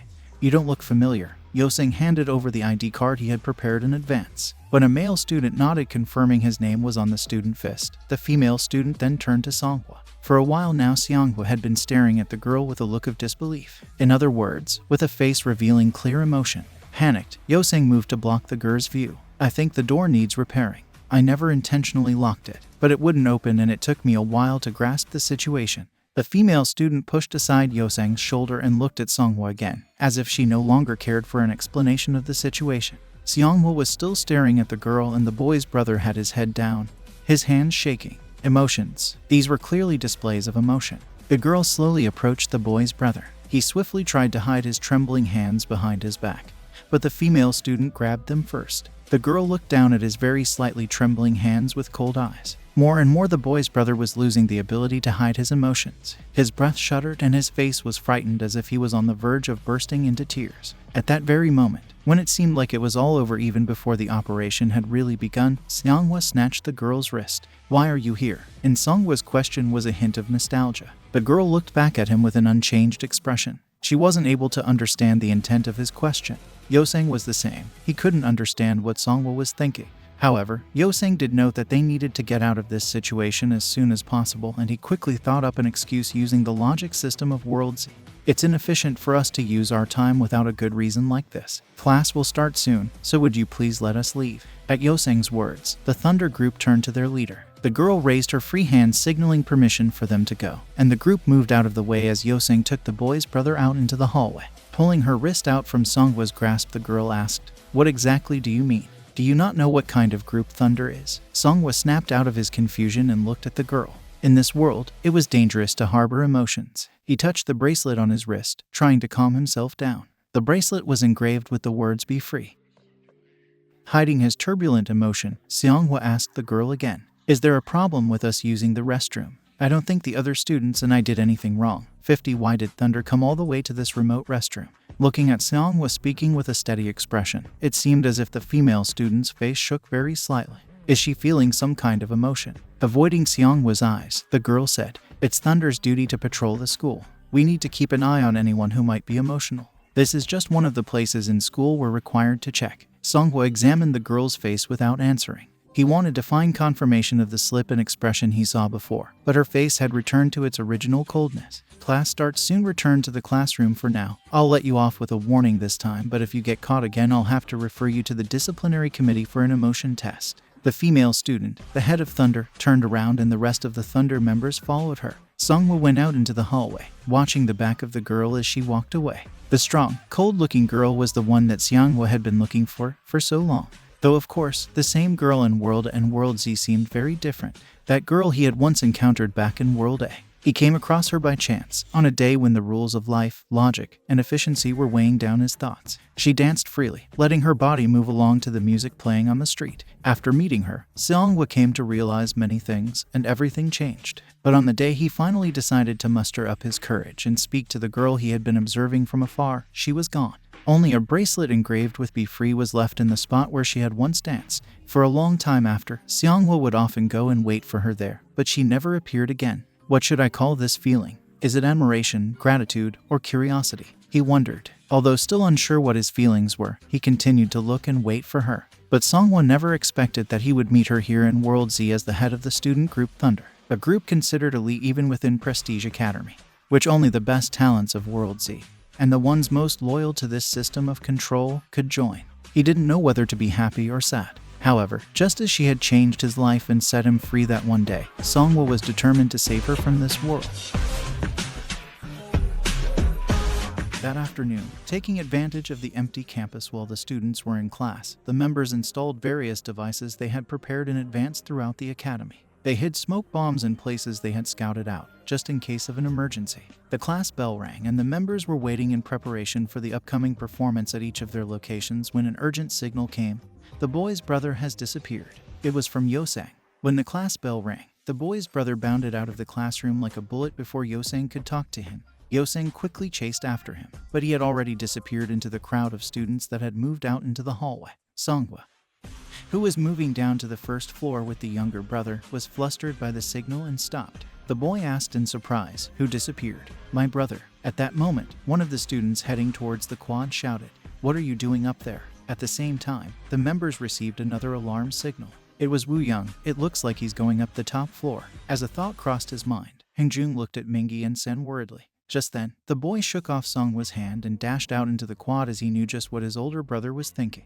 Woo Young hurriedly climbed the stairs up to the top floor. Wind blew in from a broken window in the middle of the hallway, bright red drops of blood falling from the broken pieces of glass. Looking up, Woo Young saw the boy's brother standing on a narrow railing attached to the window. The boy's brother looked down at his feet. Students gathered in the quad under him in the dizzying buildings. They looked up at him with dull expressions. "I had only one day left before graduation. Just one day, and my 40 years of schooling would be complete." But you sense offenders have stirred up people and influenced my brother, and now you've made a mess of me, too. My life is ruined. No life is ever ruined. This won't solve anything. If I don't pass the test, I'll be dragged away to the disposal site. If that's not ruined life, then what is? He shot at Wooyoung with intensifying emotions. As he looked back, Wooyoung, his foot, which had barely been fixed on the ledge, slipped, swinging in the air before it caught the railing again. The boy's brother's breathing was unsteady. At the very least, I was confirmed for Class 2. I could have been a guardian. But now everything's all wrong. Until now, you've lived within the guidelines set by the government, believing that's your limit. Listen to me, you're just confused. Because this is your first time feeling emotion. That confusion is something that everyone goes through as a part of their lives. By going through it, you're choosing your own path for yourself. You've been a puppet so far, but from now on you can live your own life. I guarantee it, and we'll be there to help you. Yeah, maybe you guys are right. But even if you are, I don't want to live a life that's different from everyone else. Tears streamed down his face. With one of his hands that had been gripping the window frame, he wiped the running water he felt on his cheek.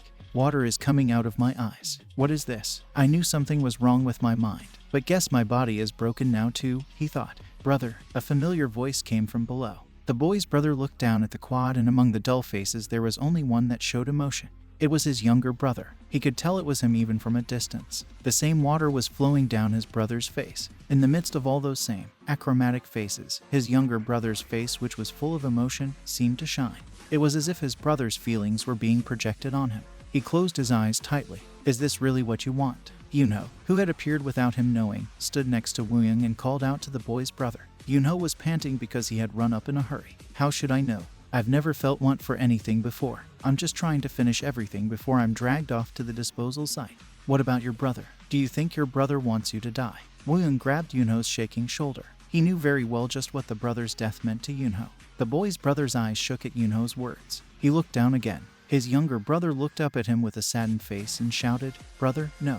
Please, I just wanted to help you." Just then, guardians ran out of the building into the quad, heading towards the younger brother. No, the boy's brother called out quietly. The guardians will take my brother away, save him, hurriedly turning back towards Yunho and Wooyoung. The boy's brother's feet slipped before he could finish his sentence. His body fell into the air, and his hand, which had been desperately grasping the window frame, finally slipped. It was only an instant, but every moment seemed to move slowly as if time was being dragged out. With nothing to rely on, his body fell and he struggled to seize hold of something. But with only the air around him, it seems all to no avail. Wooyoung, who was watching in shock, stretched out his arm towards the boy's brother, but only touched his fingertips. He was already too far away to catch. The younger brother, Hingjun, San, Mengi, Jongho, Songhwa, and Yosang, who were watching the scene from below in the quad, could only shout in a stunned manner. Songhwa, who was standing closest to the younger brother, quickly covered the screaming boy's eyes. It was at that moment, a light shined behind Wooyoung's body that was half stretched out the window.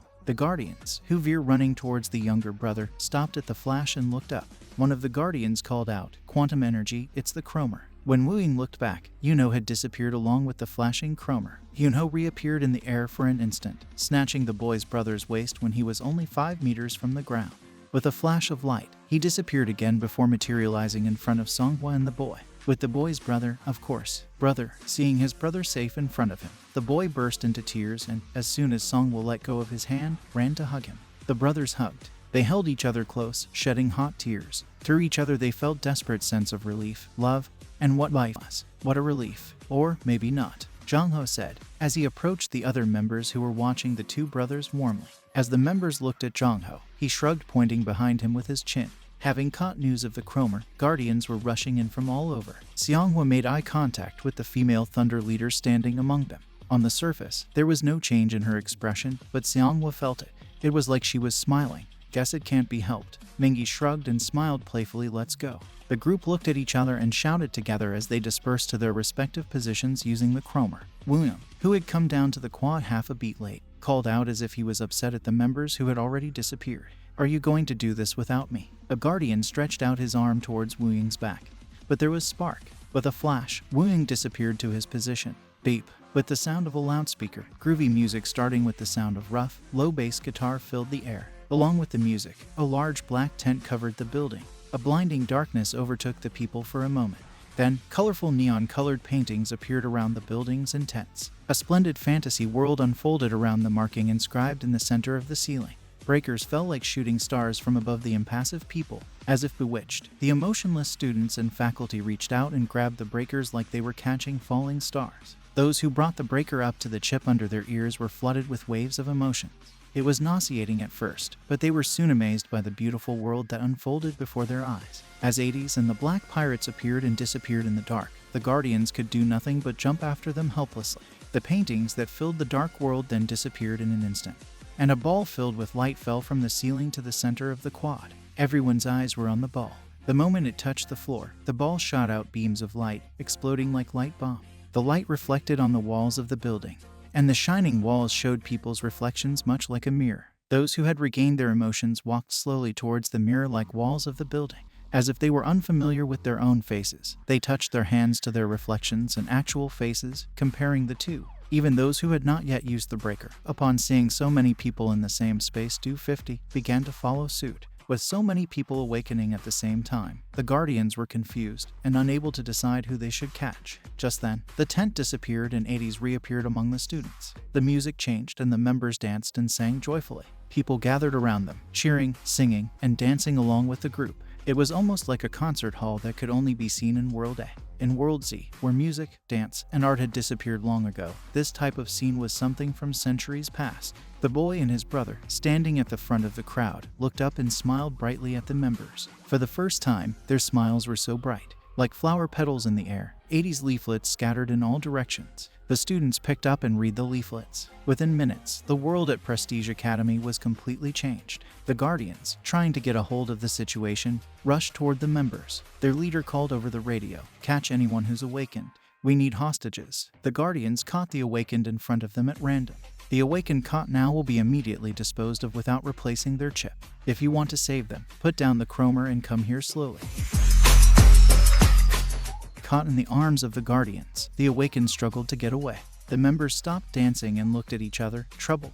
No matter how important their goal was, they couldn't risk the death of innocent people. The members slowly approached the Guardians with their hands up, holding the Cromer. The music faded. Just then, when the boy, his brother, and the newly awakened thought it was all over after seeing the members surrounded, boom. Smoke bombs detonated throughout the campus with an explosive beat. Red, orange, yellow, green, blue, purple, a rainbow of smoke bombs burst and spread out in beautiful harmony with music, obstructing people's view. The members, who had used the chaos to rescue the students caught by the Guardians, opened the escape route they had secured in advance and ushered people outside and smiled.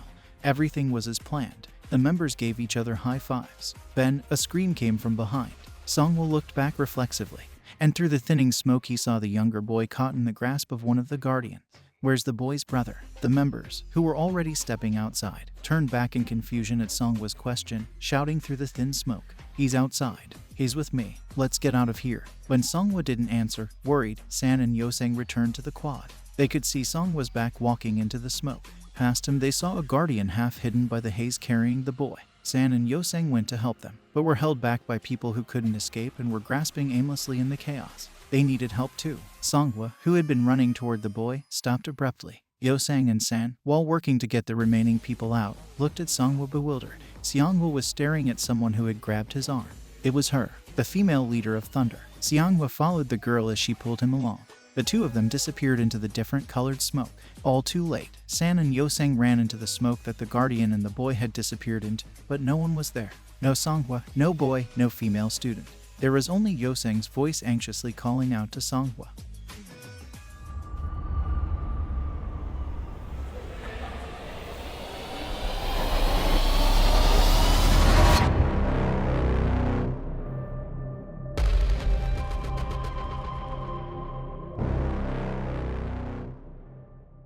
The scenery at the square has changed considerably from when ATEEZ performed just a few months ago. Since offender graffiti symbolizing "Wake Up and Be Free" decorates the streets, covered with concealment screens installed by the forces trying to suppress them. The world is divided into the systemized and those outside the system, with each group fighting more intensely to win and stop the other. Unable to identify the faces of all the individual criminals, but having detained the men in the black fedoras, the government has moved beyond simply denouncing the Black Pirates as a terrorist group and encouraging people to turn them in.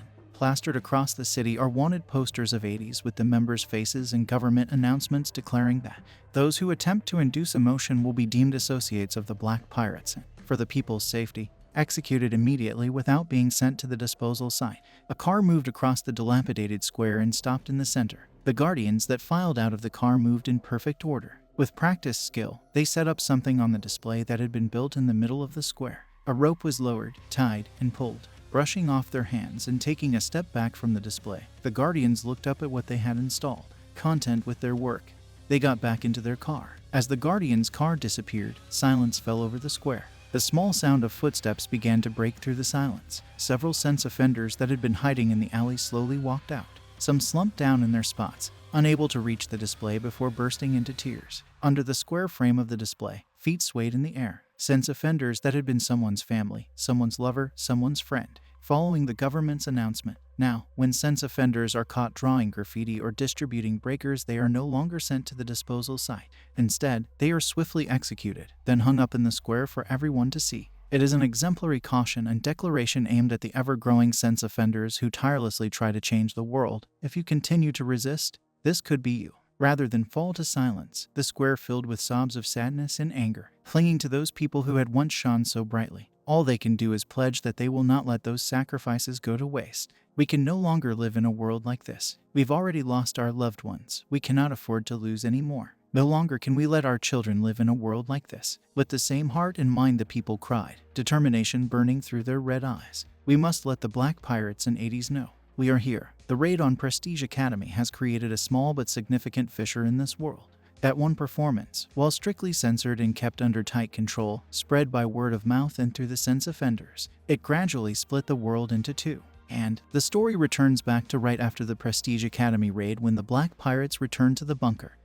Despite the mission being a success, the members gathered in the Black Pirates' bunker with an air of desolation. The boy's brother was asleep in the corner, tired from crying. Songha wasn't taken away by force. I'm sure I saw it. He walked away on his own. But why? Yosang answered, sans mumbling as if he was wondering himself. Songha looked surprised the moment he first saw her in the school restroom.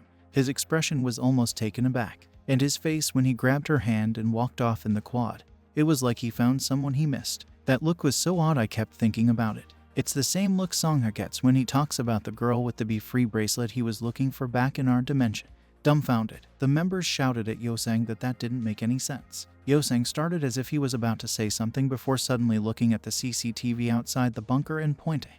Oh, it's Songha. Songha entered the bunker, his face bright contrary to the members' worries. He walked in calmly though slightly flushed as the members poured out their worries about the captured boy and frustration towards how he had followed the girl. The leader of Thunder, an elite student body made up of future rulers of this world that monitors and controls students. Hangjun calmed the members' excitement and asked Songha first, "What happened? Did you really follow her of your own accord? Just because she looks like that girl? Tell me that's not it." Only then did Songha realize the members had misunderstood him. The members looked at Songha, their eyes all filled with disappointment. It's not like that. They avoided his gaze as if they didn't want to hear what he had to say next. Songha paused and saw the boy's brother lying in the corner behind the members. Seeing him fast asleep with such a tired face, Songha understood the members' agitation. Calmly steadying his breath, Songha continued in a serious tone. "I'll cut to the chase. We can save the boy." One by one, they began to look at Songha with half belief, half doubt. Songha took a paper out of his inner coat pocket and spread it on the table. It was an unfamiliar map. Thunder is a group made up of elite candidates poised to lead this world one day. And an organization like us, a resistance. The girl put a GPS in the boy's pocket before he was taken by the Guardians. We think he was taken to the disposal site. And this is a map of it. They all studied the map on the table. It was far too detailed and specific to be a fake. The Black Pirates have been around since long ago, so why not just join them? Why go to the trouble of setting up a separate organization called Thunder and secretly working behind the Black Pirates' back?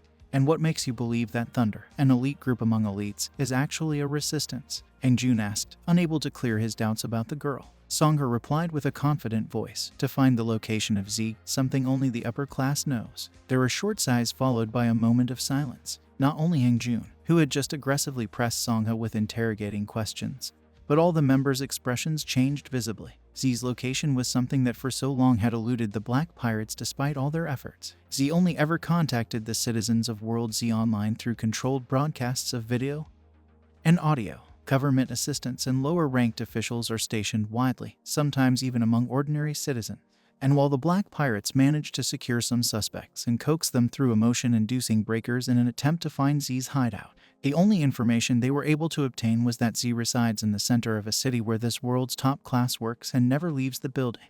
Those who work in Z's hideout are selected from only the most elite, and their access to the outside world is restricted after selection. Since the android guardians, known as the Imperial Watch, are not humans with emotions, emotion-inducing devices are useless on them, and thus the group had presumed finding Z's hideouts nearly impossible. As Prestige Academy is made up of only the most elite, there is a higher possibility that more people there than in any other class would be able to awaken emotion on their own and hide those emotions successfully. Thunder's purpose had evolved into this. Disguised as a government-approved school organization, the group could gather internal information on this world in plain sight, increasing their current safety and probability of success, and above all, to secure information on Z's hideout, information necessary for a revolution. The control over everything that triggers emotion in this world began with Z, the leader of the pseudo-religious scientific organization called Cien Salvar, and the organization's Al Simulation for the Best Solution.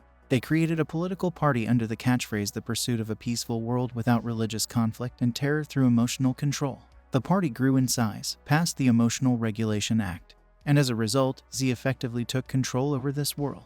Under his control, the world's class system solidified and they began disposing of humans deemed defective. Z's hideout, where all political subordinates are gathered, acts as a control tower and is a fundamental place to this world.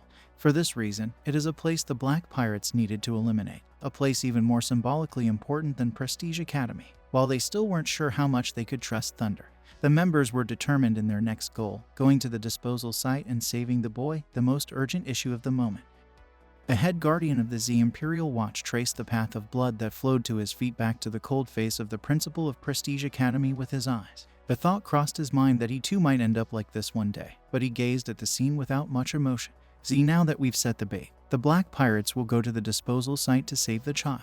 Take care that no mistakes like this are repeated at the disposal site, or you'll be the one replaced this time. Understood. I'll handle it without problem, replied the head guardian in a voice void of emotion. The head guardian brought with him over 100 android guardians into the disposal site. As the entrance closed, a kaleidoscope of blue butterflies fluttered in through the closing door and flew along the path of the guardian.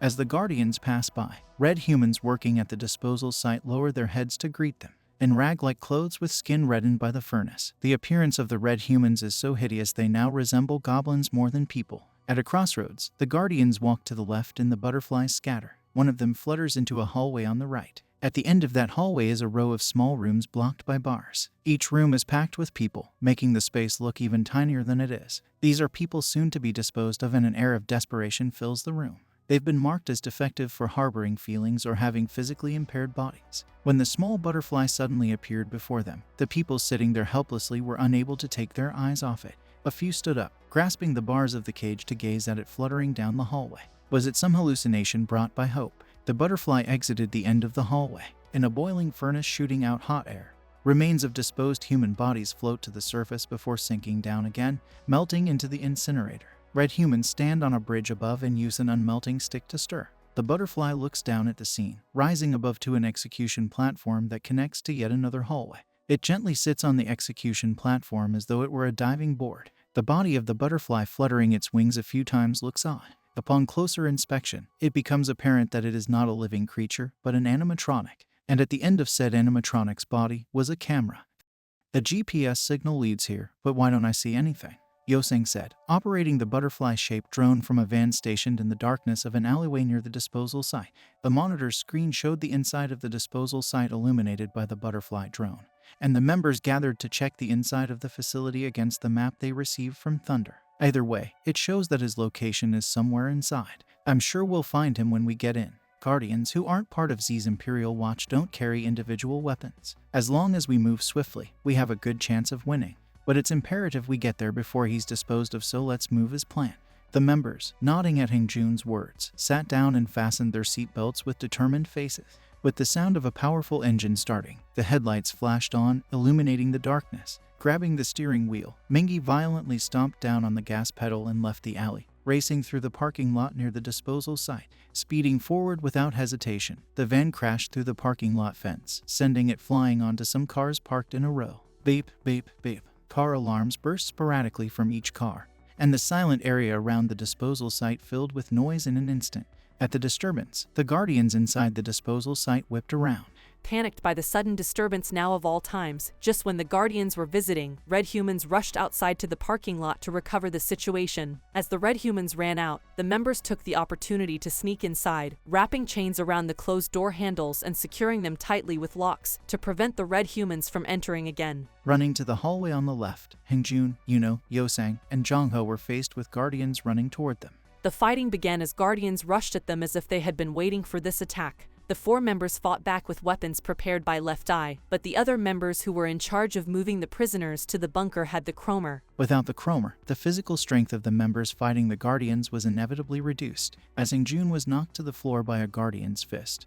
He heard the click of a gun cocking from above his head. The members looked at Hangjun with uneasy expressions. Yuno, Yosing, and Jongho could hear guns click above them as well, and the members, surrounded by Guardians, carefully stood up, their backs together. Guardians stood around them staring at them with guns pointed. Meanwhile, Songha, Mingi, San, and Wooyoung, who were moving the imprisoned people back to the bunker of the Black Pirates, suddenly heard a noise through the closed bunker door and froze. Feeling intuitively that something had gone wrong, Wooyoung guided the people shaking in fear inside the bunker. The sounds of shots and screams were growing closer. The Guardians have weapons. Currently, all members are surrounded. We need backup from the Cromer. Jongho's soft voice came over the radio. If the Guardians at the disposal site were armed, the members would need the Cromer. But they also couldn't just leave the people they barely managed to save alone here. Something was definitely going on outside the bunker doors. San picked up the radio and said, "Trouble on the pirate bunker side as well. Hang in there a little longer. We'll be right there." At that moment, the bunker door burst open. A pirate member covered in blood hurried in and shouted, "The pirate bunker's been exposed to the Guardians. We need to evacuate now." A beam saber flew in from behind, cutting the pirate member down his back.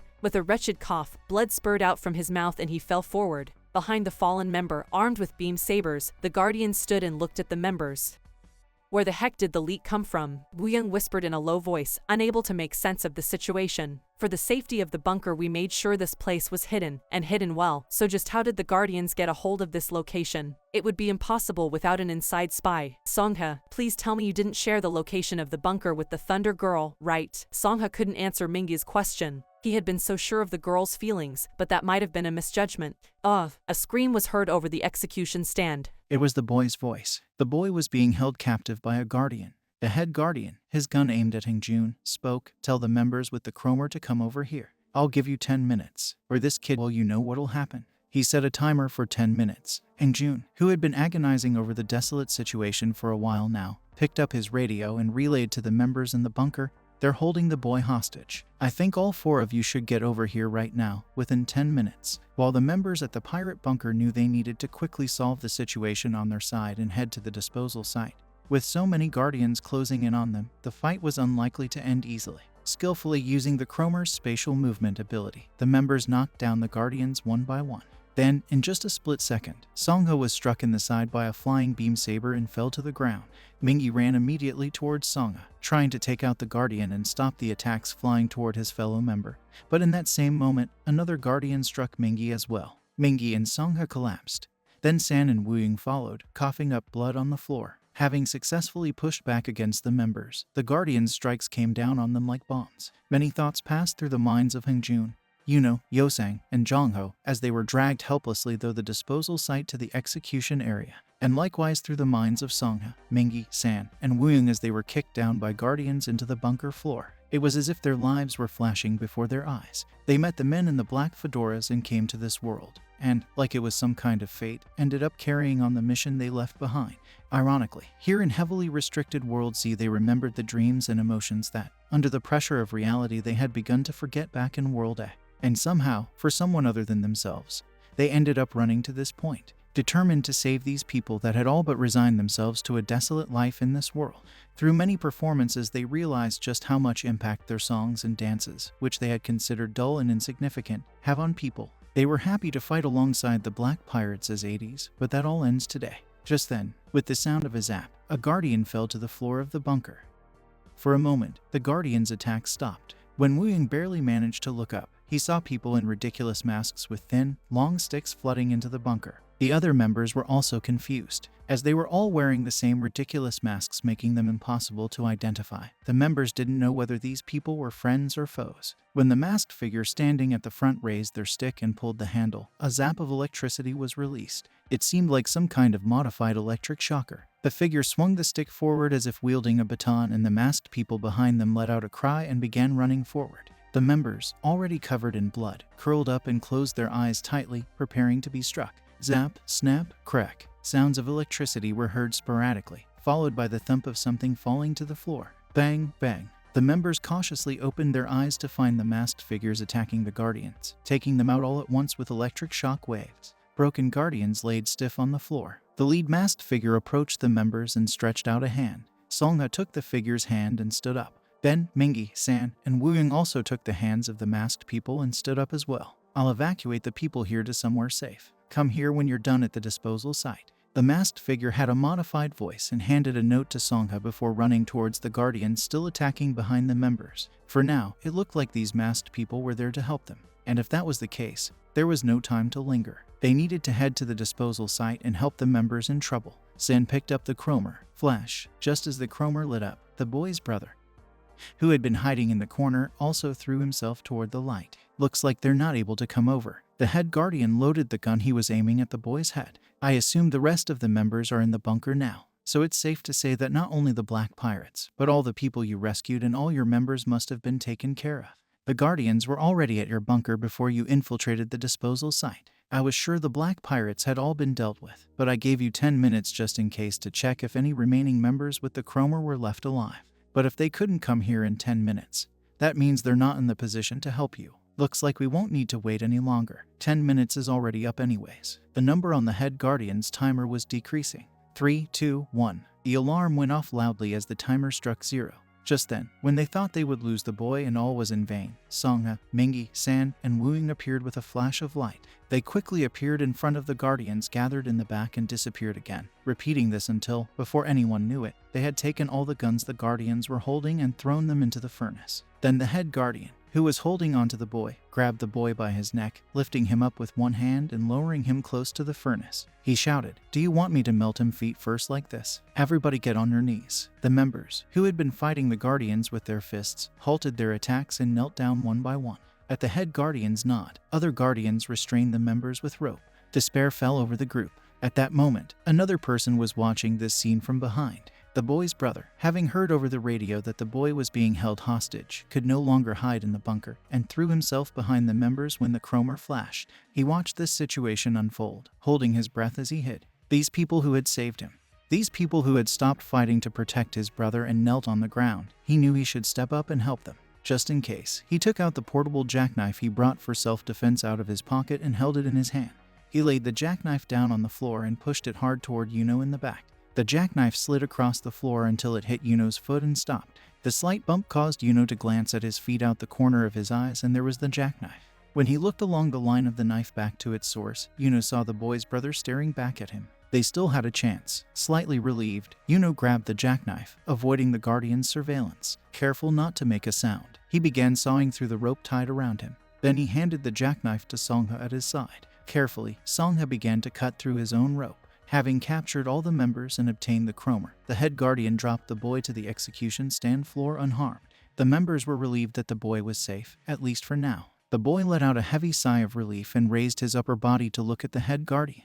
Am I done with my role now? As expected of an elite student, your acting was excellent. If all ends in success, Z promised that he would not deal with you brothers as sense offenders, but, as a special exception, allow you to return to your existing class or higher after refitting your control chips. The members and the boy's brother, who had overheard the head guardian's conversation with the boy, looked back at the boy, confused. As if feeling their gaze, the boy turned his body toward the members. With an innocent, if not frightening, face, the boy spoke. I'm sorry, it was just so hard to find the Black Pirates' bunker, so I came over here first and asked for help. It'd be nice if you didn't hide yourselves so well. You wanted to make your group more accessible to the people, didn't you? As everyone was looking back at the child with disbelief, Songha, who just handed over the jackknife to San, pulled from his sleeve the note he received from the masked figure in the bunker. He opened it and saw it was a map, and on that map was written, Thunder. The prisoners rescued from the disposal site shuffled into the luggage compartment of a large bus. The masked figure pleaded with the curled up, hidden people to be patient and close the door. Then, after looking around to make sure no one was watching, they removed their mask. It was the girl, the leader of Thunder. She took off her work clothes to reveal a school uniform underneath, a uniform that only the most elite students of World Z were allowed to wear. The other masked people took off their masks and clothes as well. They revealed the same faces the members saw back in the Prestige Academy restroom. The girl fixed her hair and got on the bus. The bus ran along the road before stopping in front of a checkpoint to the city center. Guardians stopped the bus for a short while. From the exterior of the bus, they saw the faces of people through the bus windows. They were faces and clothing that guaranteed themselves and needed no inspection. The Guardian tapped the rear of the bus and the vehicle started again. Thanks to their status, the group passed the checkpoint with ease. When his older brother, who had just woken to emotion, panicked in fear at the thought of being disposed of, the boy first tried contacting the Black Pirates through the Black Link, hoping he could find their bunker and ask them for help. But when he was unable to find it, he gave up, leaving only a message on the Black Link and resorted to hiding in the disposal site. When my brother's dragged here, I'll save him somehow. The boy hid all night, but around the time the sun rose, he received a message from none other than his older brother asking why he didn't come back last night, and went home, relieved. Without much thought, the boy turned on his computer to find a message. It had come in via the Black Link. The Black Pirates had seen his message and responded with the rough location of their bunker, along with the assurance that if the boy were to call for help from the Black Pirates while in the area, and the monitoring staff determined the situation was all clear, they would help him. It was then that the boy changed his mind. The fear he felt staying overnight at the disposal site and seeing the facility for himself had changed his mind. He ran to the head guardian and asked him to make an exception of himself and his older brother, both who had found emotion, if he promised to uncover the location of the Black Pirates' bunker. And the members, who had believed the boy's desperate plea to save his brother, felt deeply betrayed. When I said I didn't need emotions to live in this world, you said something to me. You said that when the fear passed, I'd see a different world. You were right. The faces of people with different facial expressions. The world seen through the window now that the screens have been removed, and the feeling of seeing myself in the mirror for the first time. You must know it all even better than me. You woke to emotion first. Brother. Seeing his brother criticize his choice, the boy was shaken. When I thought I had to die, when I almost died, these people were the ones who saved me. How can you do this to them after seeing all that with your own eyes? I didn't have a choice. If I wanted to live and save you too, it might have been different if I had never known. But now that I know emotion, I can't go back to how I was before anymore. It's okay to make a wrong choice. It's okay to make mistakes. You can turn it around. You just have to make the right choice next time. Come here. That side's not right. For a moment, the boy looked down at the head guardian's foot beside him and turned to look at his brother, whose hand was stretched out to him. When the younger boy didn't budge, the older brother moved slowly toward him. The boy looked at the members with a sad face. Yes, everyone lives by making mistakes, depending on whether you choose to turn it around at the next opportunity, or cover up your mistakes with more wrong choices can make all the difference in one's life. The members knew it better than anyone else. They looked at the boy, hoping in earnest that he would make the right choice that would erase their feelings of betrayal. The boy, whose eyes were shaking violently, moved to approach his brother as if he had made a decision. The head guardian moved his head and the guardians standing behind him sprung to catch the boy's brother. All the while, Yoseng, who had freed his legs from the ropes, secretly positioned himself to trip the guardian. The guardians fell forward, tangled among themselves, and the boy's brother quickly ran to the boy, avoiding them. Just before their hands could reach, with a snap, the head guardian grabbed the boy by the back of his collar. Before the members could do anything, the head guardian kicked the boy's brother, sending him falling below the execution platform. No, brother. The boy bit down on the head guardian's arm and jumped under the execution platform to where his brother fell. At the same time, the members, moving their free limbs, pushed the guardians into the furnace. Mingi started the Cromer. Mingi, appearing in the air above the furnace and below the execution platform, had to make a lot of judgments in just that short moment. Could he save both the boy and his brother? And if he could only save one, who? Just as Mingi reached out to the boy's brother below him, the boy's brother's lower body slipped into the furnace. The boy's brother closed his eyes as if telling Mingi to go save his younger brother. With a sorrowful heart, Mingi turned his head and snatched the boy falling from above. The boy looked at his brother, who was sucked into the furnace, and screamed. Mingi put the boy down in a safe place and using the Cromer ran to the members who were in the midst of a fight with the guardian. The members, full of anguish from having watched the boy's brother fall into the furnace, threw the few remaining guardians into the incinerator. The boy looked at the furnace, stunned. At the very furnace that had devoured his brother in only an instant. His choice has made a mess of everything. Tears poured from his eyes. The boy's tears fell and evaporated on the surface. Now only the head guardian was left. just as the head guardian chased after Hangjun, who was holding the Cromer die. The boy ran toward the head guardian from behind at full speed. Using that momentum, he grabbed the head guardian, carrying the two of them off of the execution platform. Hangjun tried with one arm to hold onto the boy, but it was not enough. For an instant, Hangjun's gaze met the boy's eyes stained with tears. The boy mouthed to Hangjun quietly, "I'm sorry." Dragged down by the boy, the head guardian fell into the furnace. Hangjun had no choice but to sit back and look down at the surface of the furnace in despair. Then, the building shook with a distant bang. Songha checked the time. "I know how you feel, but we need to get out of here first. The bomb's about to go off. We should go, too." San picked up the Cromer. As the flash of the Cromer spread inside the disposal site, a series of bombs went off. A blue butterfly sitting still on the side of the execution stand emitted a red light and burst apart. Blue butterflies that had been located throughout the building burst, and in an instant the disposal site collapsed. Remains of the building fell into the boiling furnace as the disposal site sank to the floor. There was a garden in front of Thunder's main base. In it, two similar-looking trees were planted. The ATEEZ members dressed in black suits, the Black Pirates, and Thunder members bowed silently in front of the two trees. Behind the trees, which resembled the two brothers, were other flowers and trees bearing the names of the Black Pirate members lost in the fight. "I will not let your sacrifices be in vain. I promise." It may have been Yoseng's words, but it was also everyone's will. Fireflies glittered over the heads of the grieving people. As if in response to everyone's hearts, the fireflies circled over the people's heads once more before climbing high up into the sky. The fireflies seemed just like stars to the people, and so they looked at them for a long time, like they were making a wish on a star. This place, a small village in a lush, grassy forest far away from the government's surveillance, was the place where the Grimes siblings first met long ago. According to the girl, the leader of Thunder, one day, by chance, she came across the Grimes siblings singing on the street, and for the first time in her life, she understood beauty. While the raw emotion she had only ever understood in her mind before felt unfamiliar at first, as time passed, she realized the truth that something essential had been taken from humanity. "Did you realize that while you were attending Prestige Academy?" She stopped for a moment, lost in thought, as she showed Songha around the village. "At the time, I had already been chosen as an excellent talent and was a member of Thunder. I was also already selected as the next group leader. Exceptionally smart, she flawlessly acted the part of an elite student to avoid any suspicion that she was an impure person. And on the day that Thunder received Z's Achievement Award, she made a resolution. Only a limited number of people ever meet Z. Maybe if I were to become the head of Thunder and enter society with such a career, someday I would meet the ever-elusive Z. At least that's what I wanted to think." She turned her head and looked into Songha's eyes. "I want to live in a world where I can enjoy beauty." Behind her resolute gaze, he felt a strong sense of determination and belief. Suddenly, he remembered the girl back in World and felt his heart beat loudly. Worried that she might hear it too, Songha avoided her gaze and walked forward. She followed Songha quietly. World and World Z. These two worlds seem very different, but they feel somehow connected.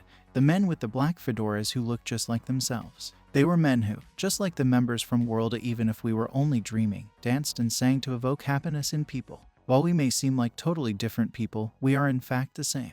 The same was true of the girl. The girl with the Be Free bracelet danced freely with no care or worry as to how she looked to other people. Songha, mesmerized by that beauty, saw himself in her and from that day on, started to walk a new path free from restricting rules and principles. The Thunder Girl, she reminds me of the girl from our world. And she reminds me of myself, Songha thought, moved by the feeling of beauty stirred within her after listening to the songs of the Grimes siblings. She started on a new path away from the principles and rules of this world. The moment he first saw her at Prestige Academy, behind the girl's cold exterior, Songha had clearly felt that very heart yearning for beauty. Since becoming the leader of Thunder, no students were branded as sense offenders or sent to the disposal site. "I would always just intimidate with empty words like the time I first saw you in the restroom."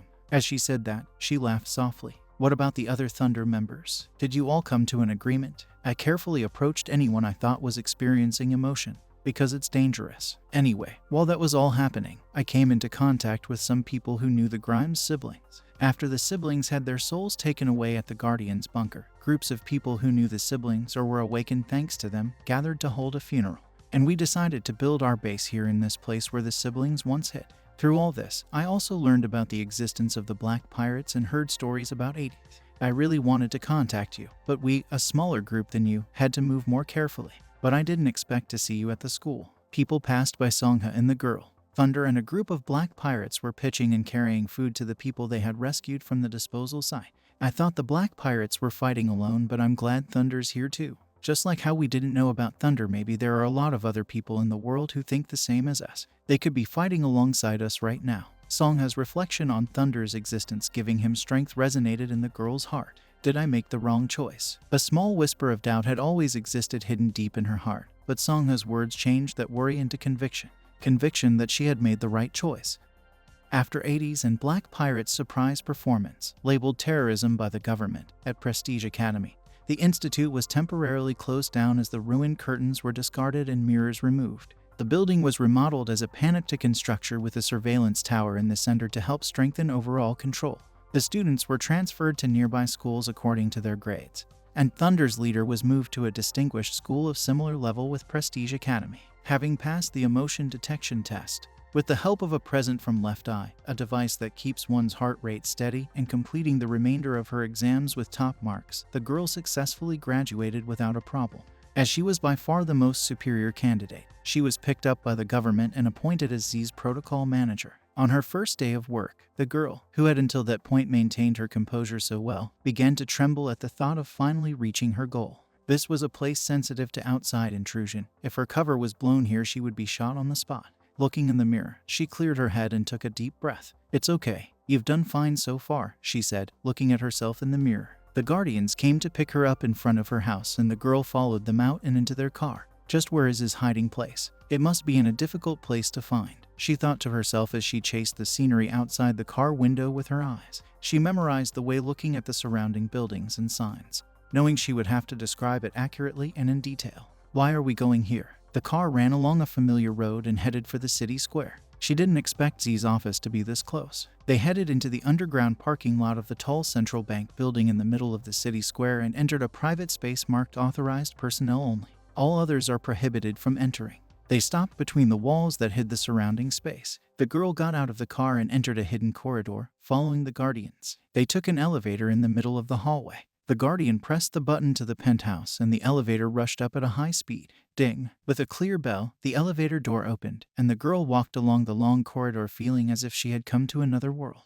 The sound of the Guardian's footsteps and her own footsteps echoed in the cave-like space. After passing through the hallway and through a checkpoint searching for dangerous items such as guns and knives, they walked along a long hallway again. Through the windows on both sides, she saw people working in each room. They looked like fish trapped in an aquarium. After passing through the corridor and reaching the end, she was met with a large door, as if it had been watching her. The large door opened as soon as she stopped before it. The refined office on the other side felt suffocating in contrast to its enormous size. All the walls of the room were glass. Charged energy molecules lined the room. Upon first hiring an office worker to his team, Z always inspected the people with his own eyes. That was the real final test. Only after passing the test were they able to receive their ID card that served as a pass. The pass, which is required to be worn by everyone in the office, also functions as a monitor complete with camera and audio. "See which of these many molecules is yours?" he questioned her, sitting across a high-backed chair. "This must be Z," she swallowed, careful not to make a sound. "I don't quite understand what you mean." Energy molecules shone beyond the glass wall. They were particles of emotional energy linked to the chip in one's ear. At one point, the light emitted by them was even more intense. But as the sense offenders' protests intensified, the energy of those who had turned against the government disappeared, making the light weaker. Z turned his chair and looked at her. She gazed at him with resolute eyes. Slowly rising from his chair, Z walked toward her with a dim smile on his face as if the final test had already begun. "Z, you were looking around outside the car, and then in the hallway, and now at the molecules that are beyond this glass wall. You're looking at them with curiosity. Curiosity is also an emotion. Curiosity is dangerous, you know." Z grabbed her chin with one hand. He studied her expression, moving her face in his hand. "Z, would your molecule be here? Or is it already gone?" "Oh, the road here was already the test. Don't tell me that all our plans have failed. Is this how I die?" She felt her blood run cold with fear, but it was still too early to judge. The fact that Z asked a question means that the results are still inconclusive. I have to keep my composure. I must not be caught. What is curiosity? In response to the girl's answer, Z took his hand off her chin as if he was amused by her retort. He waited, looking at her mouth as if to see if she would keep talking. "That was not an emotion, but a thought. I was looking at the structure to figure out where I'm going to work. My molecule is here, of course. Feel free to check for it now, if you must." Z ordered the Guardian with his eyes. The Guardian checked the chip next to the girl's ear to see if it worked. There was no reason for her to be shaken. A long time ago, when her chip lost its light due to emotional awakening, she discovered her own way to avoid being caught at school. She manipulated the chip to turn on and control her emotions right at the moment she wanted and turn off releasing her emotions at the moment when she didn't need it. The chip responded to the Guardian's hand and emitted a yellowish glow. Only then did Z smile with satisfaction. Z, so what do you think of the sense offenders? She answered with a cold face. They are unnecessary impurities.